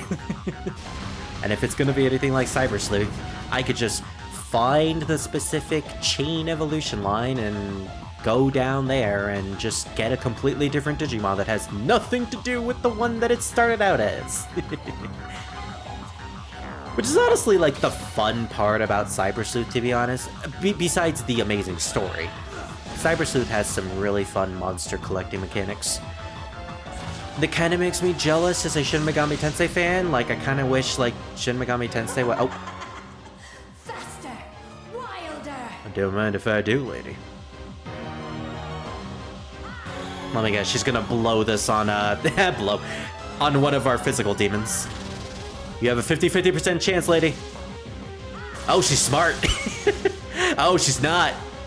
Oh, wow, no physical move. Okay, she knows. Well, joke's on you, I'm gonna use Tetrakarn for every single turn. You're screwed. Like, no, collecting monsters and building up an entire roster was, like, such a fun part about Cyber Sleuth. And to be honest, I'm not saying Shin Megami Tensei is bad in the monster collecting system. Shin Megami Tensei 5 was genuinely, like, the most fun I had with a Shin Megami Tensei game, gameplay-wise. Like, story-wise, the base SMT5 was alright. Could have been better, which is why I'm so glad that Vengeance is now a thing, and apparently Vengeance is really good, so I'm really excited for that game. Oh man, things are looking up this year for monster collectors, so I'm happy about all that. Plus, and the game may not be all about monster collecting, but Final Fantasy Tactics is coming out too, and third Tactics playthrough. I can't believe I've been playing that game on my channel for 3 times in the span of an entire year. But like, I am looking forward to that, to build up an entire roster of friends and monsters, and yeah, that's gonna be an enjoyable time. A busy time, but an enjoyable time nonetheless. Ow. Ow. Wow, that did nothing on us. I guess that's what happens when you have high defense. I forgot to use Tetrakarn, but that's fine. She didn't kill us. And she never will again. Well, guess I'll tell you the stuff here. Yeah, you do that, Gabe. Oh my gosh, I'm so glad I didn't get rid of Pestilence. That turned out to be a really good move to have. And with that, we defeated the Mother Harlot and got the Menorah of Beauty. No orgy for you, lady.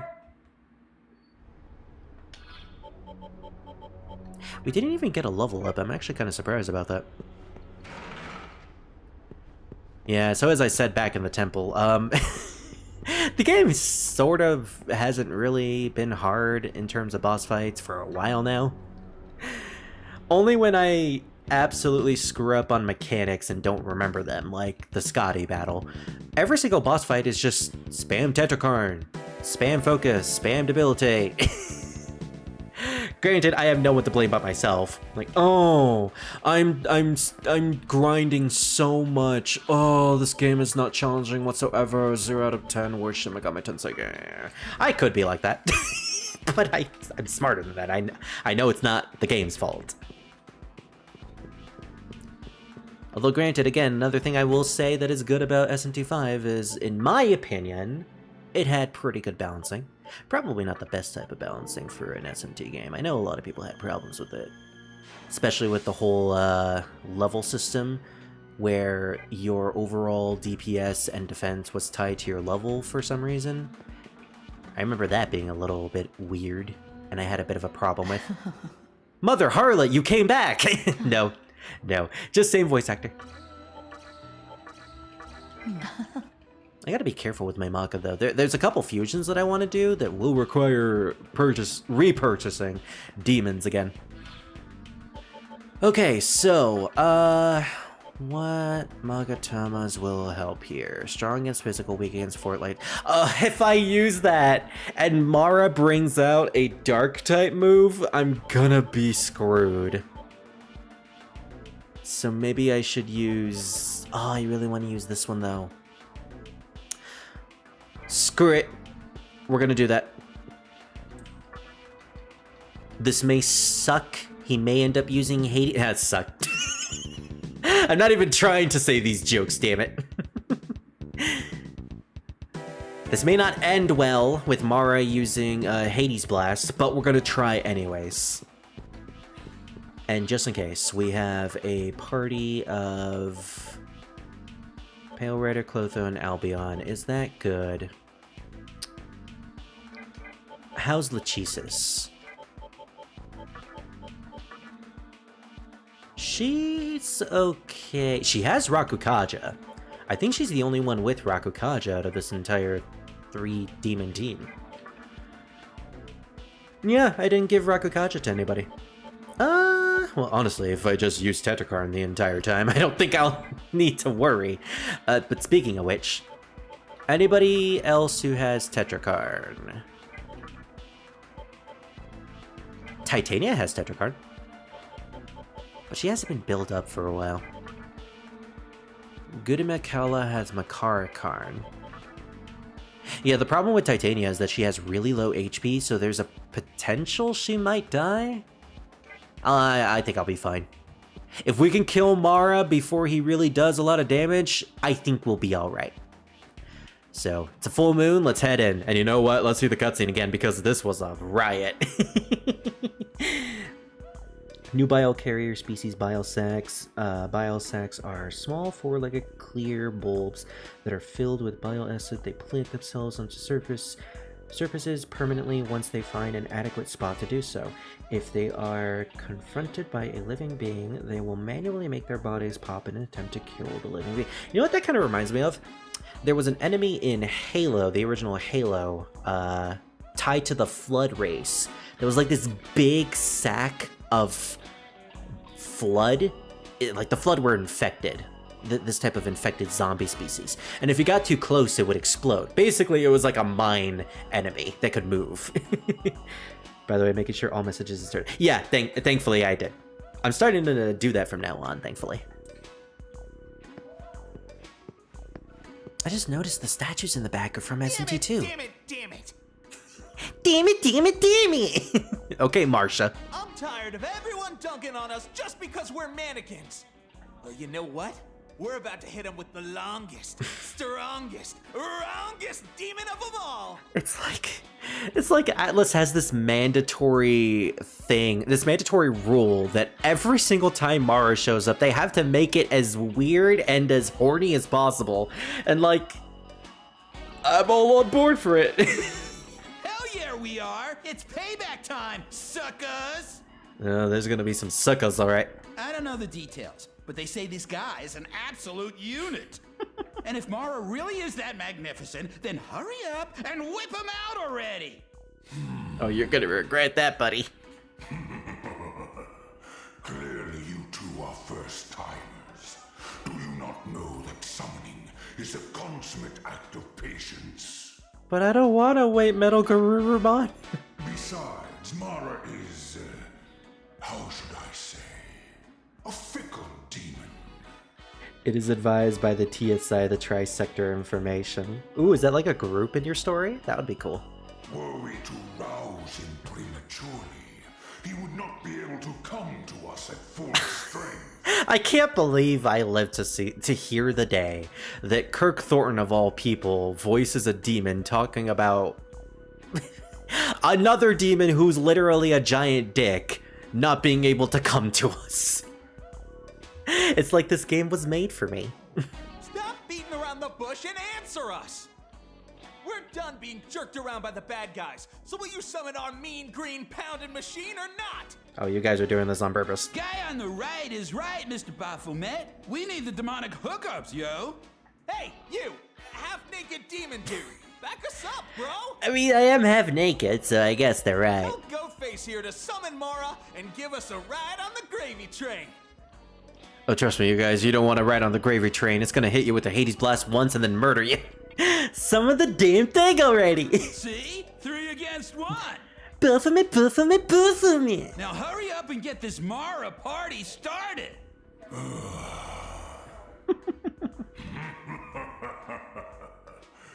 Don't say I didn't warn you. Baphomet begins to chant.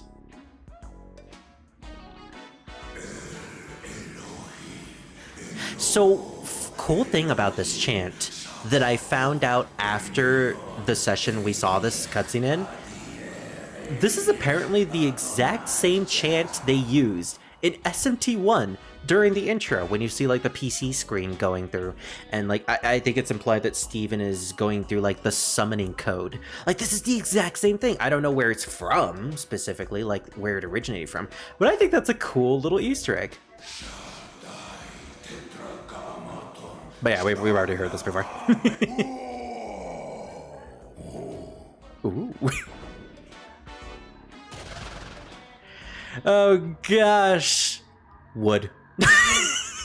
Still wood.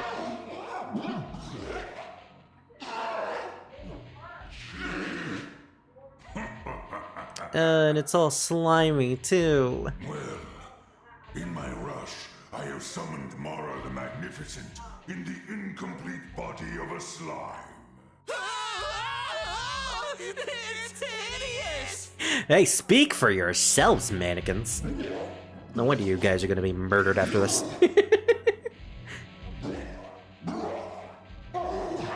I sent it before I finished it, plus it corrected one of the words which wasn't supposed to be correct. Ah, ain't that always the case when you're sending stuff in YouTube chat? It always is for me, specifically. It is always advised by TSI, Tri-Sector Enforcement, to avoid biocarriers at close range due to their bile and biotoxins. Considering it's something that explodes when you get close to it, 100%. He used Marin Karen? Oh, you motherfucker! The one time I don't have Titania with me! Okay, well, we're gonna have to improvise here. Well, first off, Tetrakarn, baby, all the way. Double Tetrakarn all the way. What does it mean?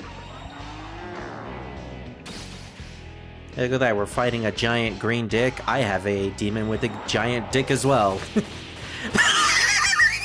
Oh no, we're beating him! And not in the way he wants. Okay, after surviving that one Hades blast and that Marin Karen, I think we'll be fine. Just spam Tetrakarn and he'll never touch us.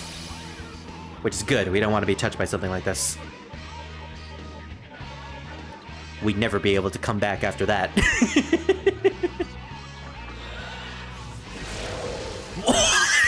Wait, wait, excuse me, what? How did he die? And that quickly? I didn't even see how much damage Hasohapa did. But like, we didn't even hit him with the Demi-Fiend. You mean to tell me we could have just Tetrakarned twice, let him hit us, and he would have murdered himself? The cow. I'll take it. Did not see that coming. Okay, I would recommend Bright Might or Dark Might in like a normal playthrough, but on hard mode, it's actually not really worth it. Mostly just due to the fact that we have so many broken abilities on our demons already that I don't really want to add another one that will ultimately be removed when we get to the final boss. Boffin and the mannequins ran away. Something is on the ground. You obtain the Magatama Muspel. And that's it. That's it for the giant green dick. One of the few demons in the game that we can't summon, sadly. I like the joke about Mara being unfinished. You know, he's all limp because he's a slime, but like, I would have loved it if the actual Mara was in the game. You certainly would have been in my party day one, and definitely would have been in other things, if you know what I mean. Anyways, Muspel! That's, it's like decent magic and vitality and strength, strong its elements, but like, not a Magatama I really use. So we are ultimately missing 3 more Magatamas. I know where one is. I know where the other is. I think I know where the third one is too. So we're actually doing pretty good progress. At this point, all we need to do is find those 3 Magatamas, which we can get as we continue to progress with the plot. Well, actually, I could get 2 of them right now, but... well, 1, but... But for now, we're gonna progress with the plot. We defeated 1 fiend, so we need to defeat 1 more in order to go through the Labyrinth of Amala. So all that we have left to do is to go to Asakusa and figure out exactly what's going on with all these mannequins. Or specifically, what's going on with those angels that we're talking about, the mannequins. Additionally, there is a dangerous species of biocarriers called biorods. Biorods are parasitic and will attach to other infected, boosting the danger level of the infected they attach to. Ooh. It's almost like a buffer. Biorods will shake, causing biogas to go airborne. Your concepts are so interesting. Your story would make for a very interesting horror game, Gabe. Speaking of horror games, I really need to figure out what horror games I'm gonna play after I finish Silent Hill for this month. I probably won't with the rate I'm going with, but I'm gonna do a full actual Silent Hill marathon next week. So hopefully that will be a thing. Okay, so not only are all the mannequins gone, but we also now have random encounters here, which is a bad thing. It means that something is definitely wrong here. Just real quick, since we're at a future spot. We can get another demon now, but unfortunately... we would need to go back to the Amala Labyrinth in order to get it. Also, once we get to level 69, we can get a really, really cool demon that I've been waiting for the entire game because it is silly. Just a little silly. So we can actually, like, explore a bit of Asakusa, but basically all the mannequins are gone. What we really need to go to is actually the center of Asakusa, which is the Mifunashida. This was where Futomimi was housed, and the basically the holy grounds of the mannequins. Yeah, something terrible is happening here, sadly, and, well, we got our answer. The mannequins are dead. And suddenly things are just sad now. Because the mannequins, for all intents and purposes, were pretty cool and legit, and like they were just trying to survive in this world that created them for no reason whatsoever. Like, the implication that you're supposed to get for the game is that the mannequins are created from the dirt and soil that is housing the dead souls of the people from the previous world, all the Magatsuhi. So in actuality, the mannequins have a lot of Magatsuhi inside of themselves. Which is sad because, well, that's the reason why the demons wanted them in the first place, and why they imprisoned all the mannequins. A girl. Oh, was she a demon? Whoever she was, she came here to steal our Magatsuhi. Oh boy. As I said, this is a part of the game where it gets really, really sad for the mannequins, and we have a tiny little dungeon to go through here. We're desecrating their holy ground. Look, they're searching for survivors. Are we all going to die? Oh, you can actually see the demons up there. Oh my gosh. Did I actually see a mannequin drop? Hold on. Oh, wait, that's a shield. Oh wait, there's a mannequin right there. Oh my gosh, look at him struggle. Oh my gosh.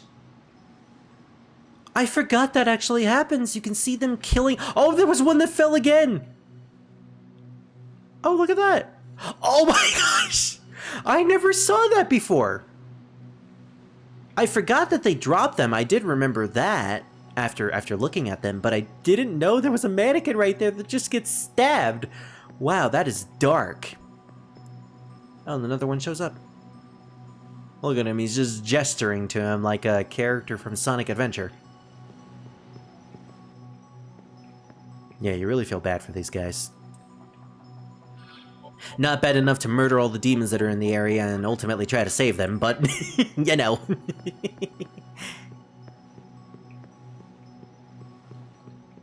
There's a part of me that is sad that there's really no way to side with the mannequins in this game. Spoiler alert, sort of, I guess. But, considering all the mannequins are getting murdered right now, yeah, there's no real way to help them at this point. Which to me is a bit of a it's a bit of a guilt here, because, like, I know a lot of people who have played this game who side with the mannequins emotionally and really want to be on their side. But just like Shin Megami Tensei 4 Apocalypse, there's a whole faction that seems interesting that you just can't be with.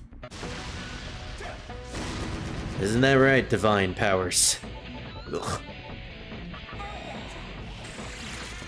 I'm gonna be sad when I get to that game because, like, the Divine Powers are probably the most interesting thing in that game. Besides Dogda, I guess, but Dogda stops becoming interesting after you side with him. I guess... would it really be out of the realm of possibility for me to say that, like, the only interesting characters in that game were Dogda for half of it, Asahi for half of it, and the Divine Powers for pretty much the entirety of the thing? The girl said, mud dolls can't conceive a reason. Is that true? Please, Fire, say it isn't so. Why am I laughing? This is terrible. Why am I laughing? Oh, what did they say? The girl is below in our Holy Land. Futomimi chased after her.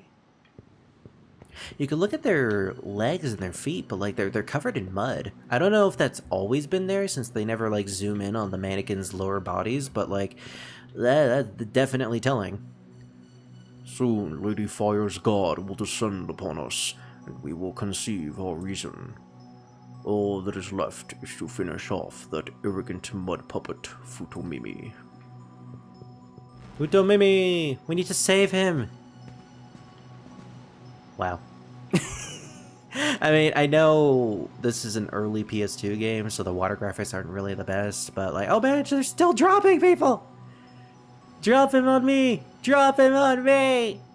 Oh wait, he doesn't have anybody. Okay, well, that's unfortunate. I mean, the water graphics are passable. To be fair, this game isn't really all about the graphics to begin with. I will say, Nocturne using the cell shading approach allows it to be a game that, for all intents and purposes, is pretty timeless. It has its own style, and that's the best part about cell shading. You can never say that it's archaic. We finally were freed when built our city because we tried to take part in creation. It's all that Futomimi's fault. He gave us hope! No, for all intents and purposes, Futomimi is like a representation of neutrality.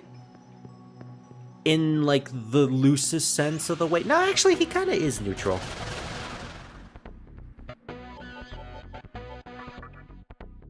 I would talk to these guys, but unfortunately, Nocturne does this weird thing where you can't actually talk to a demon when there are more than one demon. When there's more demons on screen. So like, even if I own all these guys, if I talk to one Shikioji, it's just gonna make all the Shikioji mad at me. Which is a thing I'm not really into. Screw it, go away. Oh wow, I just realized I'm close to a level up. It hurts. No matter how hard we try, we are no match for demons or for humans. We should have run. It is pretty telling that they do still spill blood. Like, despite being mud puppets, and oh my gosh, I just realized, despite being mud puppets, oh, mud puppets, I'm parroting what Fire said in a very derogatory way. No, despite being mud people, created from mud, they still have blood inside of them, so that's kind of interesting. Also, the thing that I got distracted was the fact that you can see like the rain particles, because we are underneath a waterfall. And like there's a bunch of mist all over the place that's just dropping. I like that detail. Going back to the whole, this game is timeless with its art style that I really appreciate and like. You can never convince me that Nocturne is a poorly looking game. Even if it obviously isn't a modern game. Okay, so... oh wow, we actually made it over here. But I wanted to go down there and see what the rewards were. It doesn't really look like there's anything over there. And then it turns out it was a full moon chest with an incense that gave me 1 point of stats for everything. Ah! Get out of here. Get out of here and go get that full moon chest for me. Do as I say, not as I do.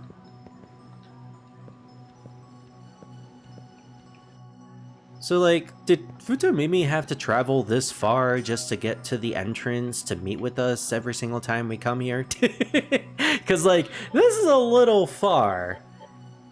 And is this actually where the mannequins were all created too?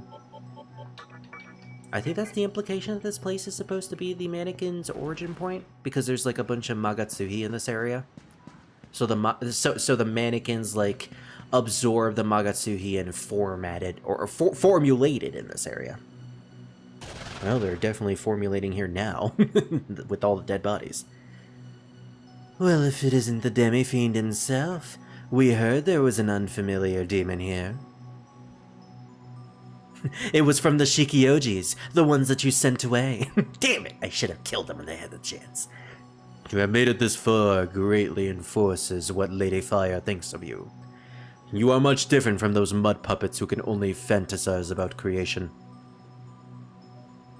It vexes me how the mud puppets cling to their futile dreams. A world without hierarchy, where those with potential huddle side by side with miscreants and divide what little happiness they have. As followers of Yosuga, we do not tolerate such blind altruism. How dare these little people try to make a living in this area that is very inconsequential to us? Gosh. Precisely. We must destroy their hopes before an atrocity such as that even begins to take shape. Ah, bullshit. There's no atrocity that they can make. You're just trying to steal what they have. You're just after the Magatsui. Don't you agree? No. If you want to side with Chiaki, you gotta say yes here. Because this is the moment where if you say no, she's not gonna be with you. And honestly, her ending, kinda interesting. I actually kinda like it. In a way. Sort of. Just how it plays out. Out of all the normal endings in the game, outside of neutrality, she's honestly probably the most best off in a way. Depending on your perspective at the very least. This is weird coming from someone who is no longer like a Chaos fan anymore. Who used to be a Chaos fan when they were a teenager, but is now like, I progressed to like neutral or law sometimes. Are you sympathizing with the mud puppets?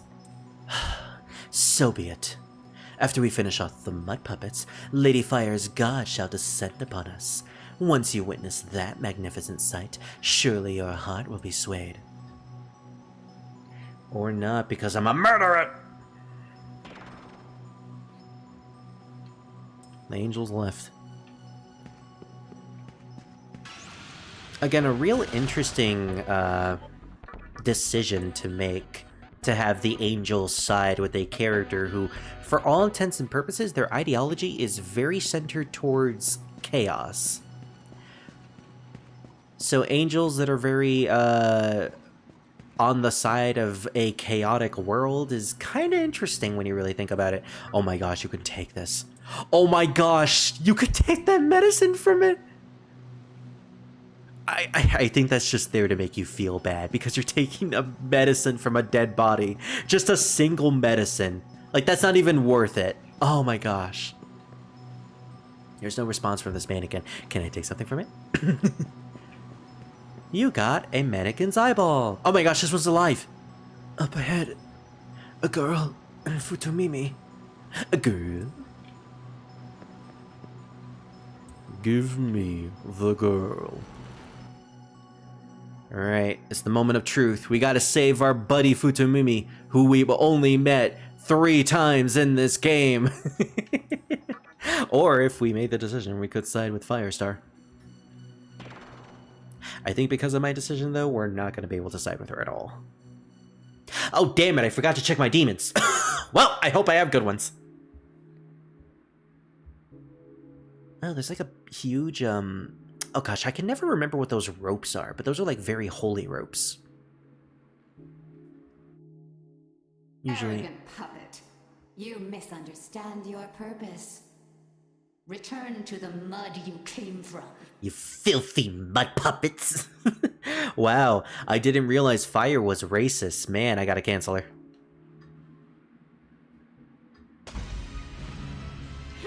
To be fair, she's probably gonna get canceled for murdering a bunch of mud puppets anyways.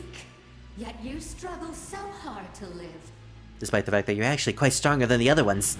Daring to dream of power. That was your sin. And the power of my 3 fanny packs. Please, lend us your aid. Dude, why is your voice all filtered in this area? I'm pretty sure you're not a demon. If you don't stop this woman, we will be massacred. I'm pretty sure you're already massacred, Futomimi, but I don't want you to be massacred, as well as any more.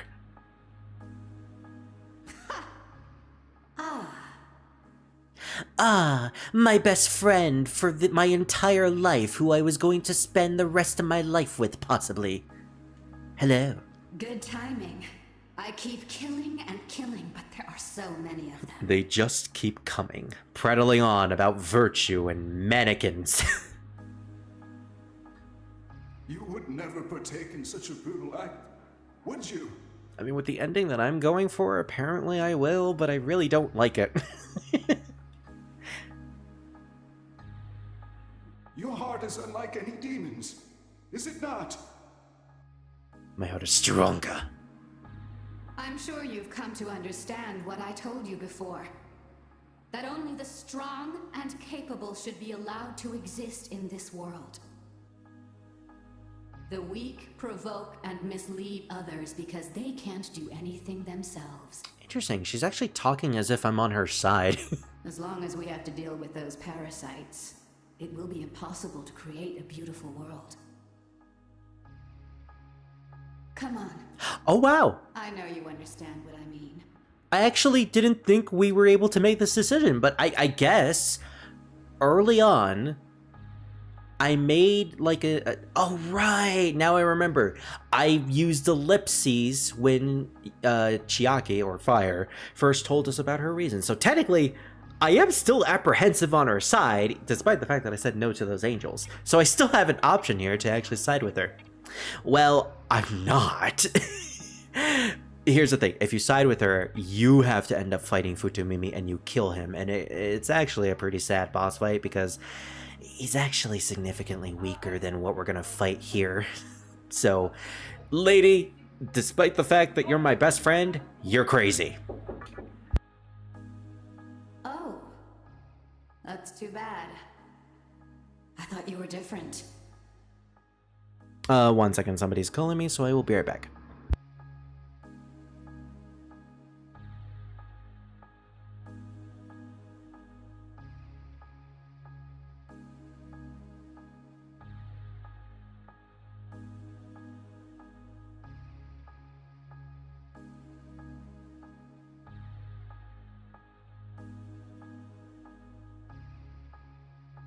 It turns out I have dinner, yay! Alright. Lady, you are all kinds of crazy. And your hair sucks, too. How were you given a demon's body? You don't know the answer yourself, do you? I don't know, because a random old man and a weird lady and sometimes a little boy and a old lady really wanted me to be a demon or something? Don't bother saying anything. You're no longer needed. Goodbye. Well, I no longer have any more use for you. I found an even better boyfriend. Myself, because I'm the only one that I need. Oh my gosh. The power of light cometh. They're so beautiful. You know, the way like she pulls her arm upward, kind of looks like she's about to do an attack, and then suddenly the light of God comes in to stop her. Nope. She's in control of angels, so she sent Gabriel, Raphael, and Uriel, 3 of the archangels, against us. Kind of a big deal. This just thrown in out of nowhere. Oh my gosh, Gabriel. Gabriel is reminding me of my overpowered Gabriel in SMT5, which I definitely gotta do when I replay that game at some point. I don't remember what these guys do, but something tells me I want Makar Karn that I do not have in this party. Oops. Well, let's judge and see exactly what they do here. While we're at it, actually. I distinctly recall Lachesis has Makar Karn? Or is it Titania that has Makar Karn? No, it was Titania. Alright, well, just for the sake of having her here, let's bring out Titania. Let's bring out our magical fairy. Oh, speaking of Karns. Well, I guess that proves that I should probably use Tetracard. Imagine they're actually smarter than that and they're immediately about to use magic. I wouldn't put it past them, they probably would do that. Wait a minute, we have 3 demons here. Right, he used Tetracard. I can't do that. Fine, we'll use Pestilence instead, which barely does anything. Jeez. If it's gonna be like that, then this is gonna be a long, long, long battle. Are you ready for the long, long battle? Okay, take out Raphael first. Good to know. Stop laughing at me. Oh my gosh. I'm glad that wasn't an instant kill. That would have been. I would have been so pissed if it was.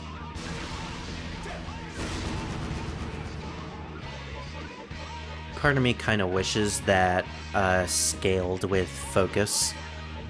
Man, wouldn't that be awesome?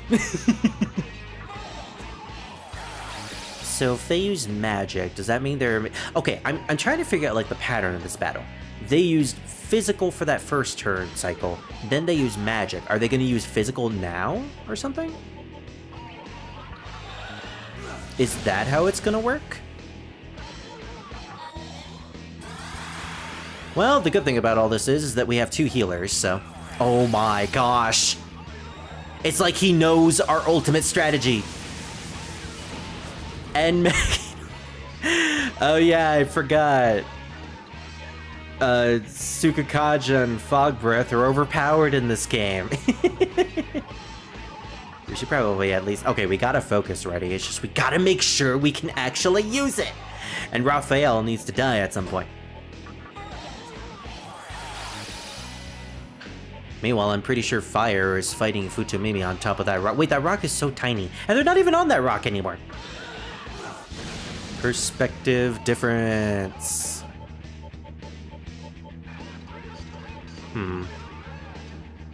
Might as well. The more DPS, the better. Oh, now you... And I can't even capitalize on it because I can't even use a physical attack. Dang it. Well, if I can't use a physical attack, then I'll at least steal some MP.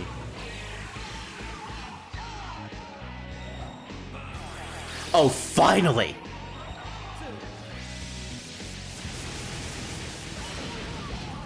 Oh wow, we didn't evade any of those. Ow.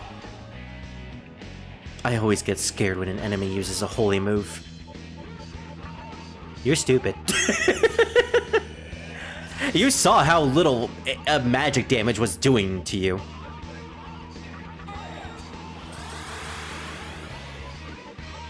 What an elegant move. Speaking of an elegant move, oh my gosh. Poor Gabriel. Well, they're still standing. I kind of don't want to use Debilitate because I have this sneaking suspicion that one of them has Dakaja and the other one has Takunda. And if I use too much of a buff, then they might start using those. I think we're at a good point where we don't really need to buff or debuff anymore. There's a part of me that should have just done a physical... Yeah, I should have just done a physical attack. Well, at least we're set up for when he uses a Makara card. Not gonna lie, though, these 3 Archangels are really, really annoying. I'll still say what I'm gonna say, though. These Archangels, all 3 of them together, make a pretty good team. Like, honestly, if I really wanted to... I could probably get these 3 Archangels and use them in my final party. Oh. Dude didn't even heal himself. Well, we got rid of the healer, thankfully, and the Kaja users, so... After this turn, we'll be using our physical attacks. Gabriel, you're next, because I have a sneaking suspicion that you're gonna do something weird, too. Prominence! That is literally just like Pestilence. Radiance!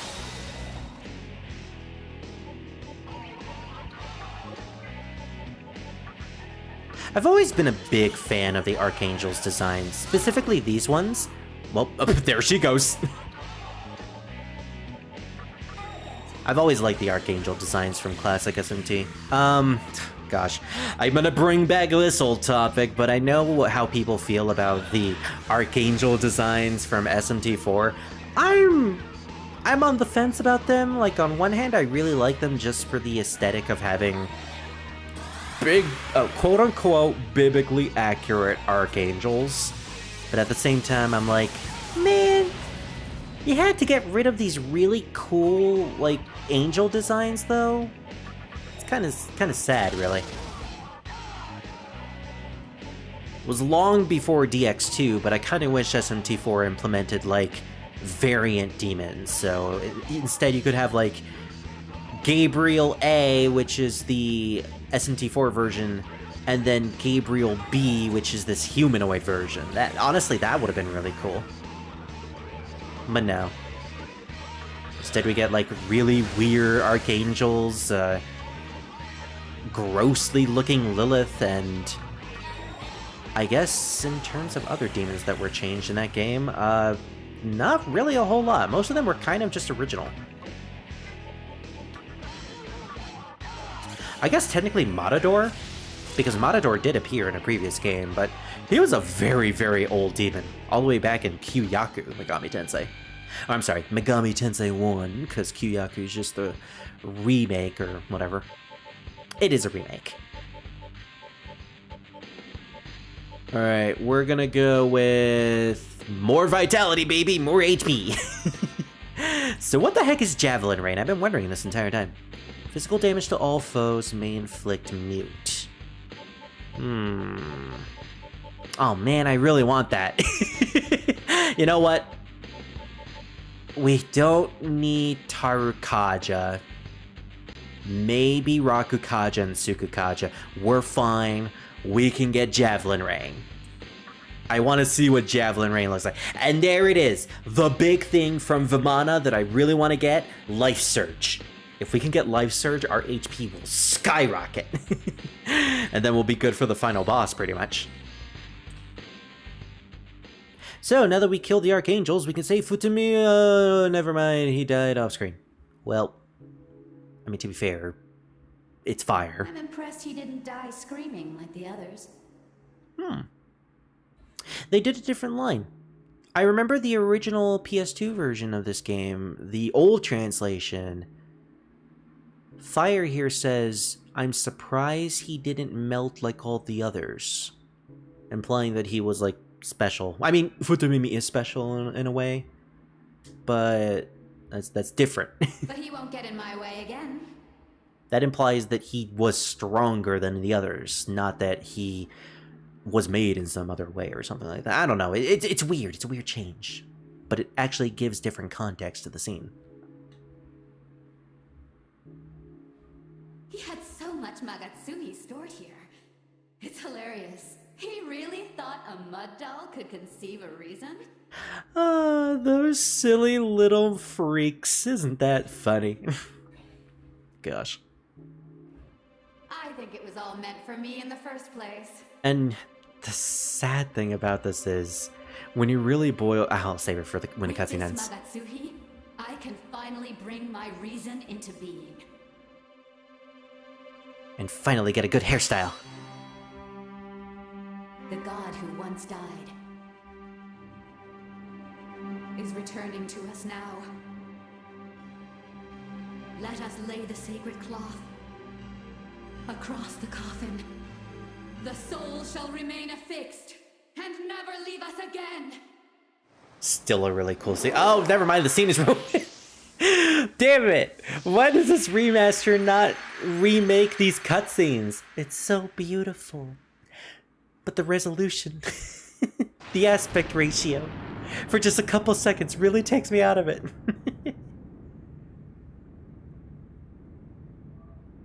And that kind of ruined the joke I was going to say. Oh, is the secret cloth a part of your denim? Oh my gosh, it's Eriko Kirishima from Persona 2. Same hairstyle. By this woman's wish, I have come to create the kingdom of Yosuga. With my giant arm fin. I am Baal Avatar, paragon of virtue and might, bringer of glory. Definitely a weirder version of Bao, I'll give you that. Looks nothing like the usual Bao.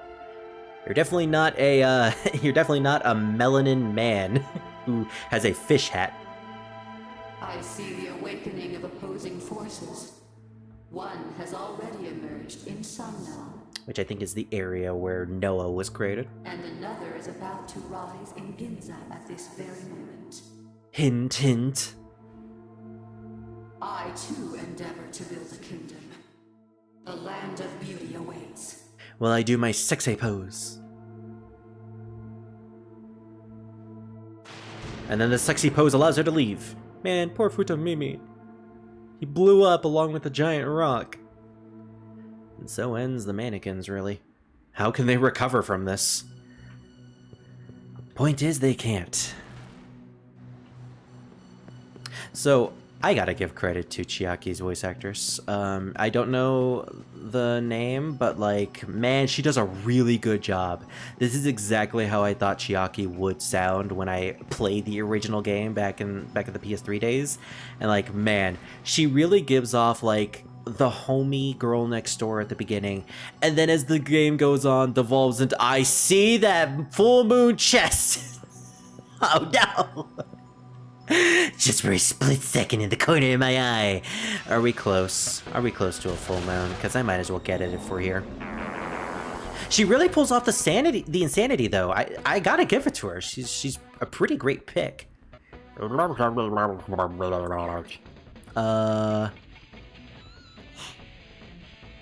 Yes. Gogmagog isn't content.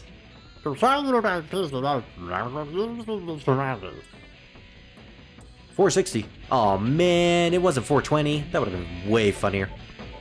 I can't even use Javelin Ring because it's a physical move. Oh man! At least we hit a weakness. What an elegant weakness.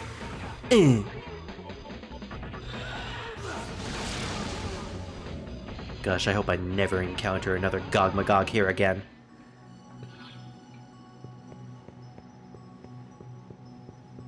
But no, it's, you know, it's kind of, no, we're not getting to a full moon. I'm out of here. It's kind of funny how I named the two characters in this game. Our male friend, Scar, and our female friend, Fire, who are named after my two best friends, who are a couple in real life. So it's like, I'm trying to fight my friends who are also at odds with each other, and now they're both gods. And like in the context of their personalities, it strangely fits both of them. Well, maybe not Chiaki to Fire, but still, it 100% to Scar. Isamu to Scar. Thankfully, I still remember their original names for the most part. Yeah, so Asakusa used to be like a very safe place for us. Now, not so much. Despite the fact that we can still come back here, there's really nothing left for us here at all anymore. All the mannequins are dead and all that. So, with that said, we should head to Ginza. As Bal Avatar mentioned, in Ginza, something is happening that is awakening another demon of a reason. Been a while since we came to Ginza, though, so let's get a refresher. Soon our world shall come, just like the Mara that you killed. Those Nihilo demons came back all of a sudden. I knew they were up to something. Why, they've been scheming this whole time, despite the fact that their leader apparently said that they had all the Magatsuhi they needed. I'll never let that go! We finally found it. Enough Magatsuhi needed for the creation of the new world. Now we can create our ideal world of stillness. It's been a while since we actually came back to Nyx. What does she have to say?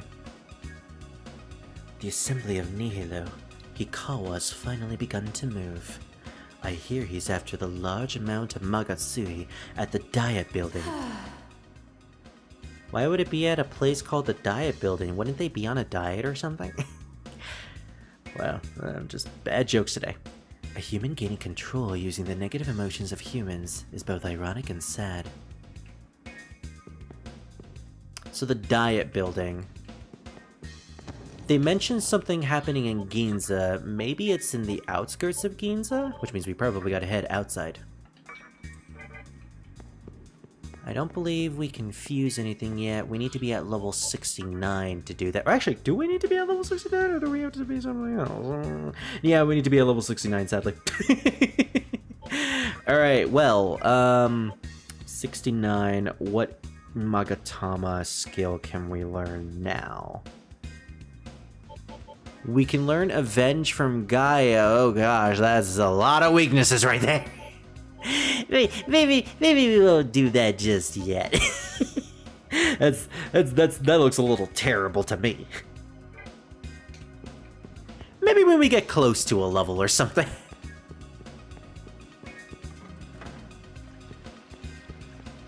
I guess we just gotta head out and see what's in the area.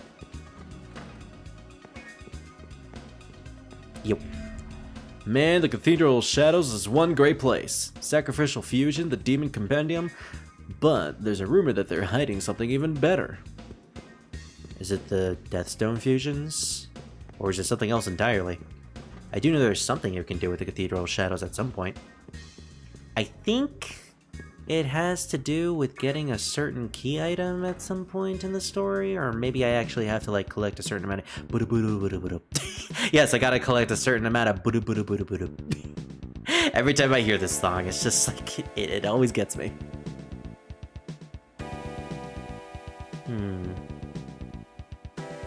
I believe the next thing we gotta do is find some sort of subway system. The demons of Nihilo have returned to Ginza. Okay. The Nihilo demons were all worked up. They were saying something about how now is the time for creation. Weird, huh? I kind of want to go to the opposite side of this dome, which we might do in a minute. Gosh, the one thing I'm not a fan about is how fast the stoma comes out, or specifically how fast the moon phases go outside in the overworld. What is this building? Tsukiji. Must be an actual place in Japan that I don't recognize. Okay, well, definitely not in that area.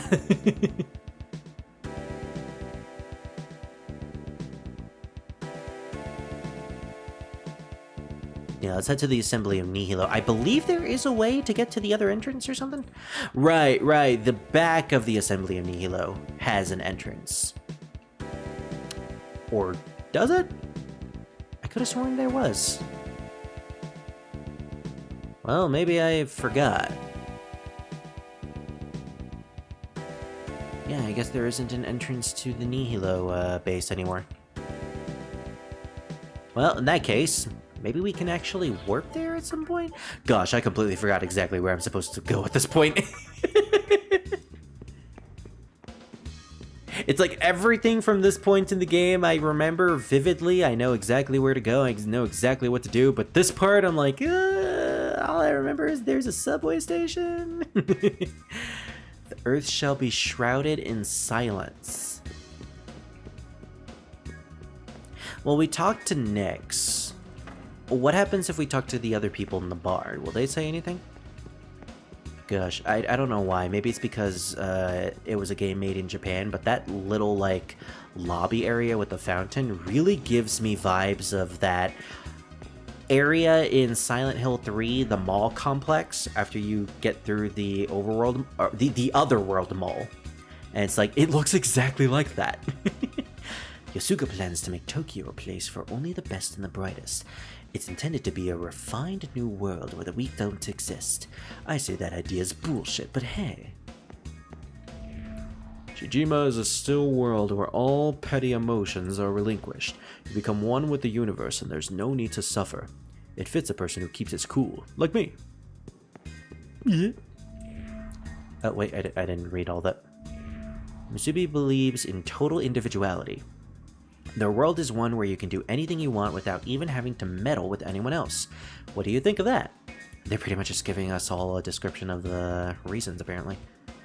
Koa's finally begun to move after a Magatsu in the diet building. So you have nothing else to say other than we need to head to the diet building. But how do I head to the diet building? I would say if I knew Japan's layout, I could probably figure out where the diet building is, but also, Japan is in a spear right now. I can't know. No, not the Shinjuku Medical Center. Assembly of Nihilo. If we teleport here, where will it take us? I believe in the outskirts? It should be. Well, there's an entrance right there. If not in this area, then we may just have to explore the entirety of Tokyo. Yeah, this is definitely not it. We're heading straight to the obelisk again. No, I don't want to go to the obelisk.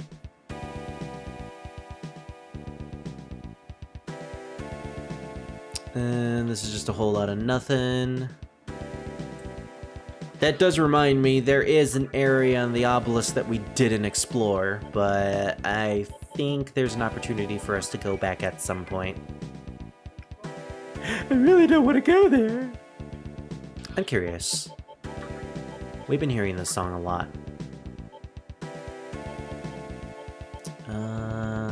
I think it's an audio. Ah, here it is, the BGM setting. 4 for Apocalypse, default, Shin Megami Tensei 1, Shin Megami Tensei 2. We could listen to Kichijoji. But no, let's go with 4. Yeah. 4 Tokyo's theme is like so iconic. I love this song. Probably one of the best songs in the Shin Megami Tensei franchise. I wasn't really crazy about it when I first listened to it, but it grew on me. Mostly due to the fact that I had to grow on it, or it had to be grown on me, since I played that game so much. I had to go through the overworld constantly, and I constantly got lost on that overworld. Some people say that game should have had a better map. I say, you know what? It's still cool that the game is replicating exactly how the main character is feeling when progressing through the world. Lost and confused.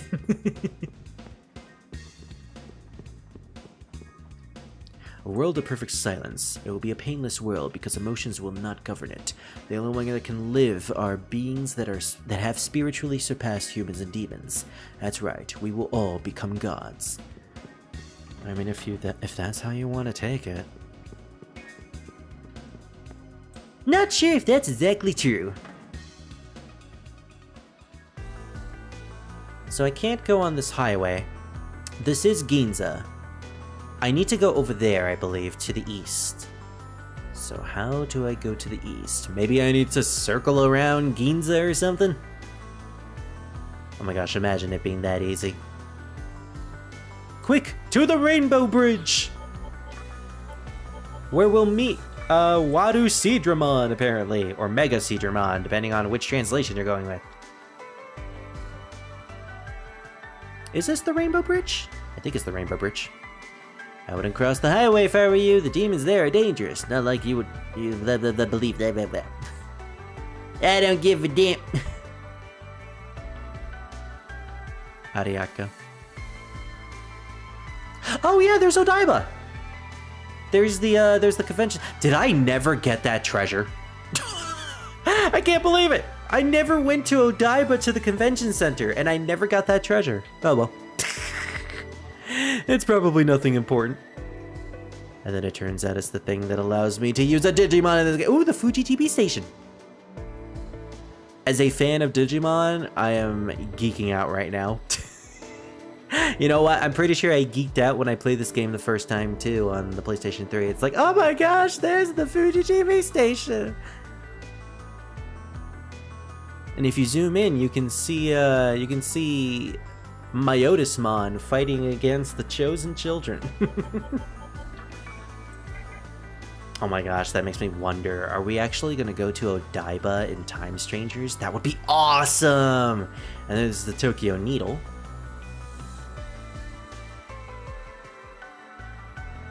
We did go back to Odaiba at some point in Cyber Sleuth and Hacker's Memory. I think that's actually where Examon was at, which was pretty dang cool. Okay, so I need to head over there, but I can't, can I? Or can I? Nope, okay, I can. There's apparently something right here. Nice. Demons go restless in your presence, that's fine with me. I can just simply use this.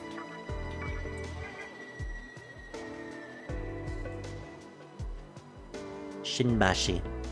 We're heading to the subway system, and this is actually where we're going to encounter our final fiend. to get the final menorah to progress to the final areas of the Labyrinth of Amala. This is, if I remember correctly, probably the hardest fiend, and he has a mechanic that I do not remember.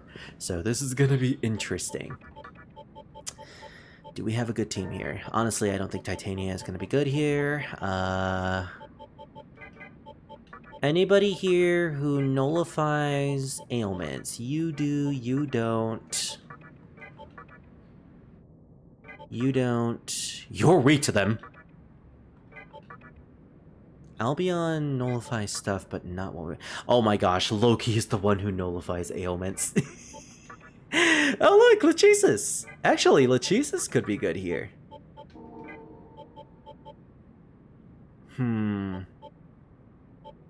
Honestly, I think that's fine. We're only gonna have one healer with Clotho, but I don't think we'll need another one. This is just me hyperballing. I really don't know. I really don't remember. Doesn't matter. We're going in. We don't have a save state. We saved like a couple of minutes ago, but we know where to go, so it's fine. If we die here, then it's all right with me. Are you sure? Not really.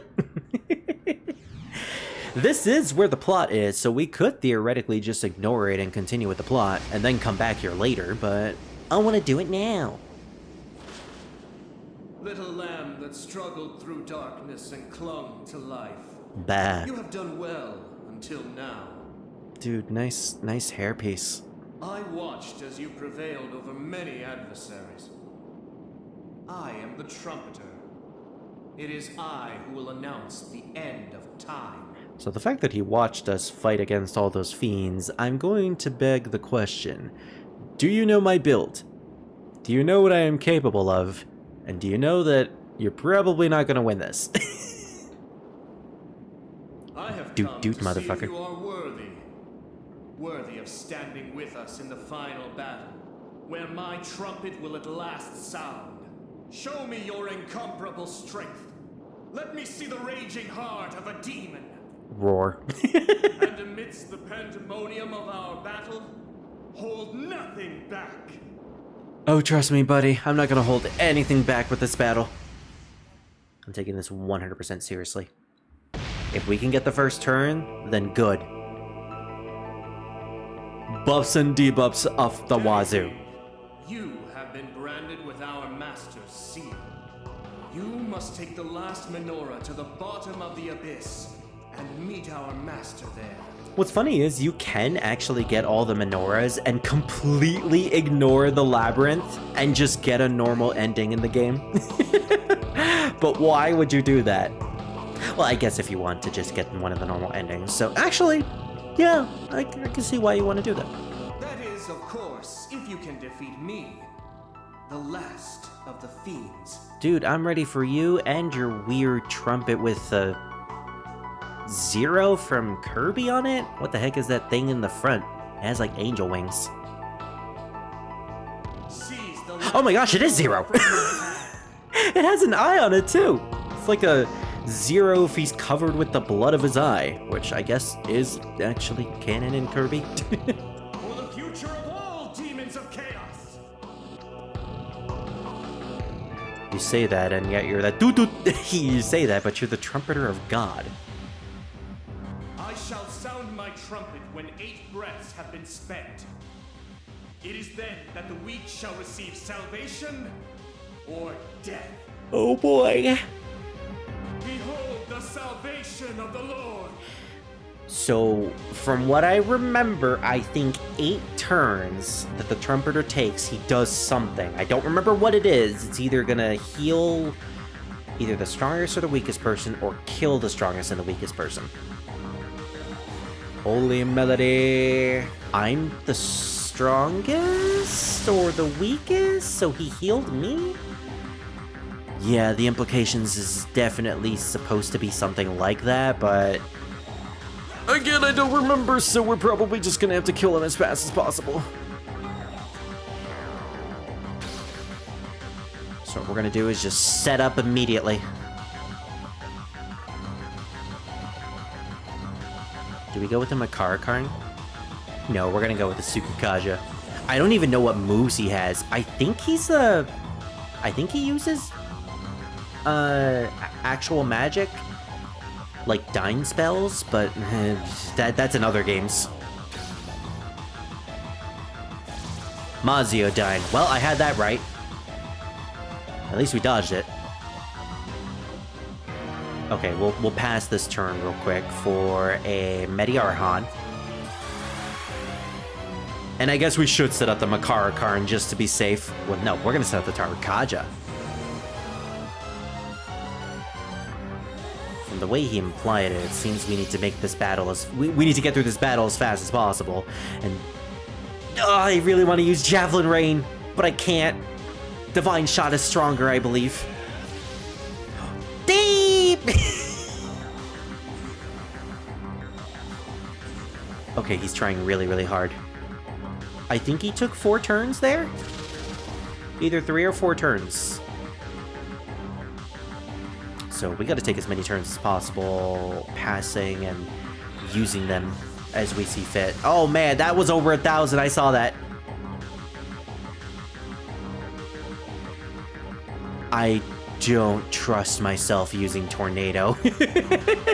I will, however, use a Debilitate, because he upped his magic. That's not good.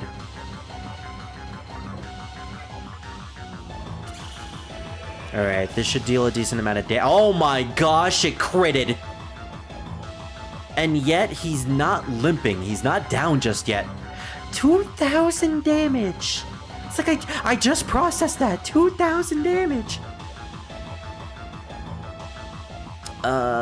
We could use a Tetrakarn, but it doesn't seem like he's using physical moves, so... screw it. We're gonna take his MP. All of his MP! Oh my gosh, that MP! Hustle Hoppa! Probably not a good move, considering we have low HP now. Soul shines like the brightness of noon. Okay. Mazio Dyne. Well, there goes your moves. Oh, I should have passed, actually. We could have saved turns doing that. Oops. I'm passing now. Damn it, we can't use Hustle Hoppa, actually. Screw it, Tarakaja. See how much more damage the Demi-Fiend can do.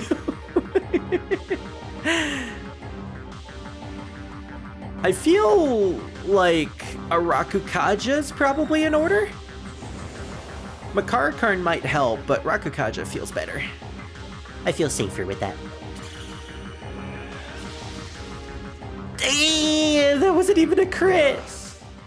My soul fades like the setting sun. Uh-huh. I also just realized that we used up all returns, so I wasn't able to heal. Oh boy, what is this gonna do? Evil Melody. One with the lowest HP. And it was Pale Rider. But he has Endure. He had Endure, so it didn't actually kill him. Okay, well.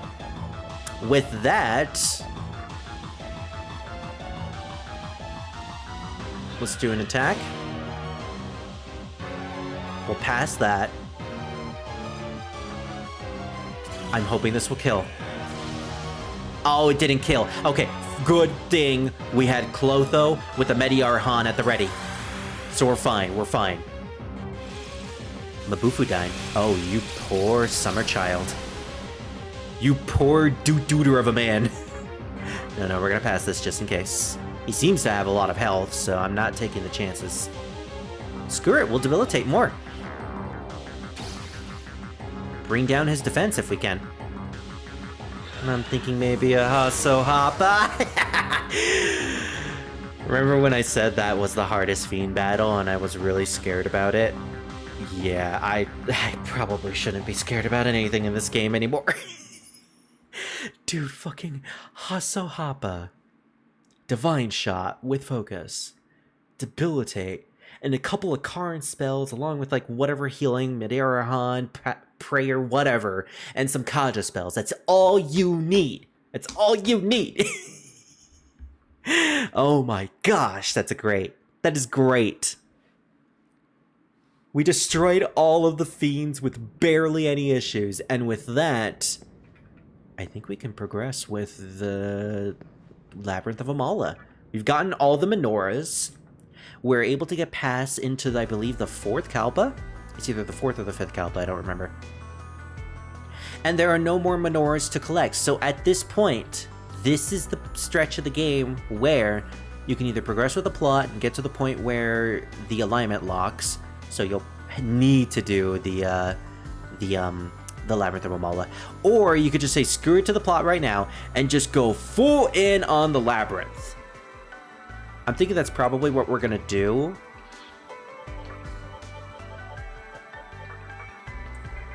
But we're gonna do that next time. Now here's the thing. I was gonna say that we were gonna play we're gonna play Shin Megami Tensei Nocturne all night, baby. We're gonna do a marathon. We're gonna finish the game. Yeah, it's already like late, and chances are I'm not gonna finish the game until like the morning. So I don't want to pull an all-nighter, especially since I have a movie to watch in the morning with a friend. So, and I don't want to ruin any sort of plans like that. So, for all intents and purposes, we're pretty much done for the day. We did a lot, actually.